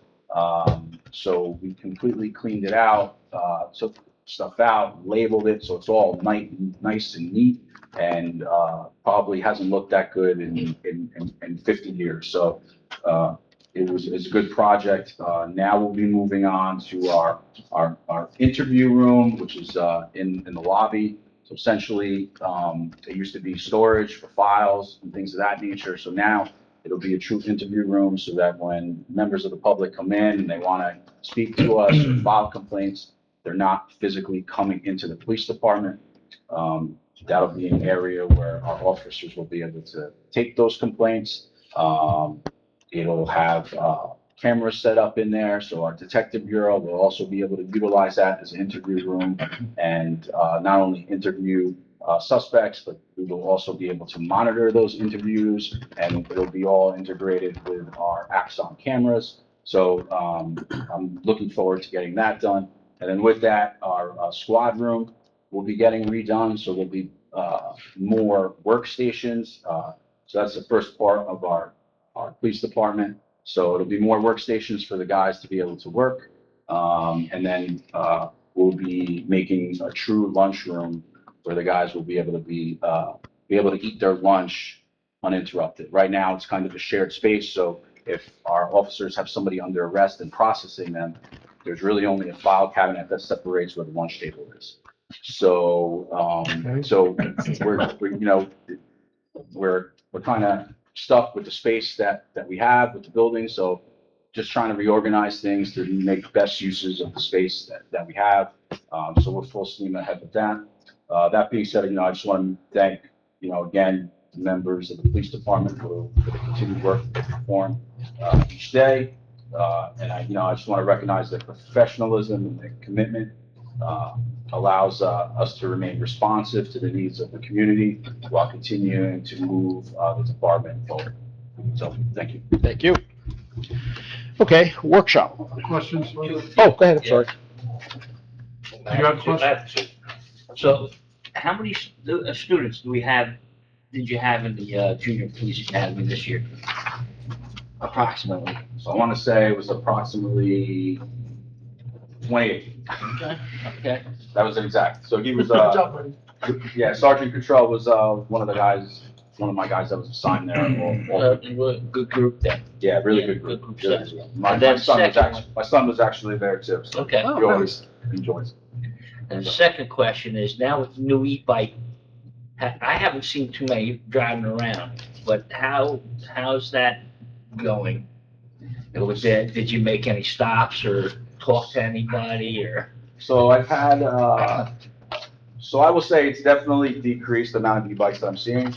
Although I've had one juvenile not stop and run away. But he's been identified, so we'll be speaking to him and his parents shortly. But I'm glad that you brought that up, because I just don't think that juveniles understand. These e-bikes now are considered motor vehicles. You have to have a license, you have to have a registration, and you have to have insurance. If the police department attempts to stop you and you run, now you're eluding a police officer. Now it becomes criminal. On top of that, you're facing reckless driving charges, careless driving charges. There is no distinction. So it used to be many years ago, you couldn't even issue a DWI to certain motorized vehicles. This is the same thing as a car. It's treated the same in the eyes of the law. It is a vehicle. So I just want to, get that point across. I will tell you, if the individual would have stopped, I would just educated him on the side of the road, maybe walk it. And this individual was doing a wheelie on a high-speed bike coming toward me, and then, saw me. If I wasn't paying attention, we could have had a collision. He saw me at the last minute. So, we don't want anybody getting hurt. That's the point of all this and the point of the law. Just the other day, in Prospect Park, you had an individual crossing the street and they got hit by an e-bike, and that pedestrian passed away. So these bikes go very, very fast. You got to take that into consideration. We just want our residents to drive safe. And I think as children, they were driving so young, they're not understanding the consequences by making these decisions. So at the very least, And there's a lot of concern, I have people registering these bikes because they want to do the right thing. yes, The DMV is still very confused about the whole process. I'm sure. They're like, you do need insurance on this one, but you don't need insurance on this one. This one goes faster than 25, you can get insurance. When this one doesn't, you don't need insurance. There's still a lot of wiggle and room around in this whole thing. 100%, and I agree. I think it's things might change with some of the statutes and how things are effectuated once we go through the process. But that being said, what a child, adult shouldn't do is that if the police try to pull you over, do not run. I already know who the person is that ran from me. We have cameras everywhere in town. They thought they were smart because they went over the bridge in Hurstfield. The cameras all down. So, so just work to it, Mike. But thank you for your questions. Thank you, Chief. You had a question? Yeah, I just had a question. How many years have we been using Jobs for Blue, the police department? So I want to say at least around 6, maybe? I think maybe longer. I want to say So 10 maybe, years? probably maybe like 7, 8 years. When we changed over our CAD system to It's not our CAD system, our time What's that? system. Yeah, you can.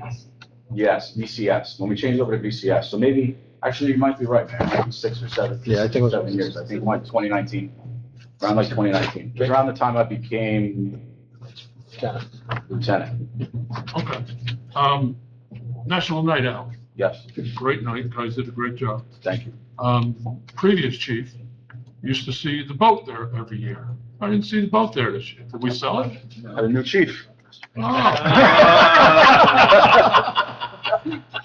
So we still have it, or we sold it? We still have the boat. Oh, thank you. Okay. Real quick, for the public, what does accreditation do for the borough, what for the police department? Yeah, so the accreditation process so as an accredited agency, it brings in best practices, best policies, and that process, basically we go through a proving ground. So we have to, as a chief, I have to put out, for instance, all our policies and procedures. And the State Chiefs Association sends in representatives, and I have to show proofs that we have the best policies and procedures that are in effect. And then on top of that, I have to show that the department is effectuating and actually doing what's said in our policy. So, for instance, I'm just trying to think of one off the top of my head. So we have to do security audits, let's say. We have to do security audits for a bunch of different things. Or we have to have reports for our confidential funds, let's say for the detective bureau. And they ask for those proofs showing that we're doing what's said in our policy. And this goes from personnel to simple policies of our officers when they're on traffic control, that they have to wear a traffic vest. So it says it in my policy, but I have to also show them the picture that they're actually doing that. And how does it help the borough? Like, becoming an accredited department, how does it help the borough? Yeah, so becoming an accredited department shows that our agency is on par with those best practices. And then it also, from my understanding, for your insurance, it also lowers your premiums as a municipality or borough because we are an accredited agency. Thank you. You're welcome. Okay, workshop. I think we did the first one, right? Yeah. Okay, let's go to the second one, which we might even answer too, I think. Thank you, Mayor. So following the July 22nd council meeting, a direction was given to solicit proposals for the maintenance of the Morris Canal Greenway Trail / Park. So I did obtain that from a local landscaper. This is to cut 5 feet on both sides of the trail from Mathis Ave Trailhead to Lincoln Ave Trailhead.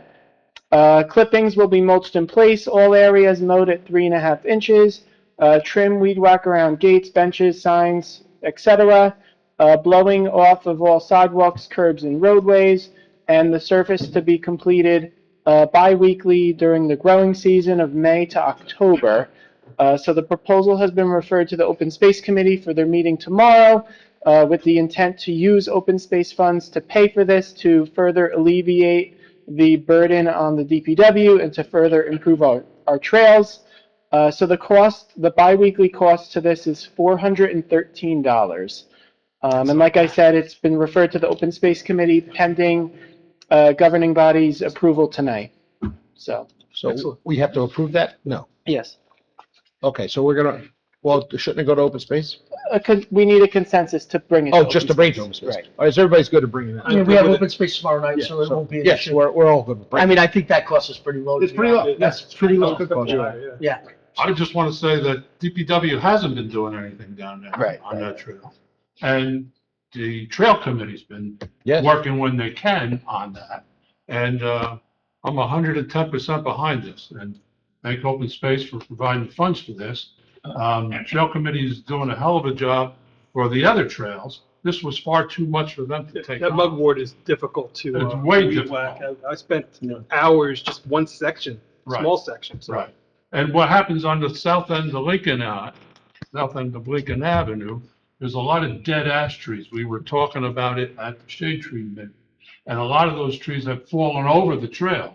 And it's not for the trail committee to use power tools to remove those trees. They're not supposed to be using power tools. So, But I to don't have think, this, I don't think they're gonna be doing it either, the cleanup. well, then we would have to maybe bring DPW or They're not, they're just somebody cutting in. grass. No, but Well, we just we're had, talking- we just had a resident clear a tree off, Yes. off the trail. Over Hershfield. And so that kind of, you know, his name was Brian Sack. It just becomes a concern when he's now taking out, you know, his equipment, chainsaws and stuff like that to cut it up and get rid of it himself. And residents shouldn't be doing that. I You don't know, think if so they either. get hurt, then what are they gonna do? Sue the borough? Yeah. You know, we can't have residents using power tools cleaning trails. It's either the DPW or we have a contractor do it. One or the other, not residents. Paul Bobby removed the tree in the south end of the trail also, and he should, by himself, he shouldn't have been doing that. It's tough. It takes a lot longer with the But first these are Should not be. concerned residents that wanna make the town better. No, I understand. So I think there's a really good solution. Yeah, we'll see what, I'm sure open space will be good, but we'll send it there. The chief have something? Yes, so at the end of River Edge Drive, where the houses no longer exist, there is a tree that's been, that has fallen over and it's on, lines, thin cable lines. I know myself and, Sergeant Cottrell have called it in to try to get that Call removed. DPW or call? We've actually called the cable company to come out, but they're not coming out. But I just wanted to know if you knew. No, I didn't know about it. But it might be on our list. Is it on our list, Mike? Randy will check it out and we'll talk tomorrow. Well, I'll work with Peter Altieri, I'm the Yes. liaison, so I really can't. That's right, remember? Is that true, man? That's correct. Keep that in mind. We'll check it out, thank you, chief. All right, for the cashless property tax people. Thank you. So we're coming back from the late June meeting where I believe the mayor was absent at the time, with our chief financial officer, again, highly recommending that we no longer take cash for tax payments. We'll still take cash for permits, for rec fees, you know, for court fines, whatever it may be, but the issue stems from you know, management in the office in terms of taking very large sums of cash. Recently, we have very large payments coming in, and it does tie up multiple staff members to have to double count to transport it to the bank. I mean, on occasions, we could be tied up for 2 to 3 hours just dealing with one transaction that has to immediately go to the bank to be deposited. So the recommendation, again, is to no longer take cash. Questions arose as to whether or not we can take credit cards. I did talk to the CFO. The answer is yes. So I think tonight, 2 points. We're looking to prohibit cash effective January 1st, because we want to have proper notification to people, and, you know, maybe we'll do some sort of postcard or something like that. But also give us time to bring forth a vendor to do credit card payments as well. So I have some properties in other towns, and I don't think other towns are even taking cash myself either. So there is a percent charge when I go to pay taxes on some other houses. It tells you right up front you're paying a 3% service fee charge to pay with this credit card, or it's like a 1% if you're paying with a debit card. So I would hope we're going in that direction of fees. I don't want to see, you know, crazy fees on this either. These are Right, big and numbers. I believe Councilman Cruz brought it up last time, but there is a new state law that for construction permit fees, we must offer as the borough some sort of online payment mechanism. So we already have to do this for that. So it just ties in perfectly to the whole situation. But for tonight, we're looking for direction to prepare a resolution to not accept cash effective January 1st. And then the CFO and I will be back in person here, probably in October sometime, to talk about a vendor for online payments to make it a little bit more easier for the residents. I know residents, and we've been talking to residents, they get points for paying the taxes on the credit cards. So it's just something to consider. Yes, and I've had residents say to me, how come I can't use a credit card? Right. Just for that reason, they want to get their points. But if you're going to pay in pennies, you got till July. Quarters. Quarters, whatever you want to do. Okay, everybody's good with that? Yes. Yeah. Yeah, okay. That was quick, okay. Motion to open meeting for public comments. Motion. Councilman Bennett, Councilman, who that, Cruz? Cruz, all in favor? Aye. Against? Anyone from the public like to address?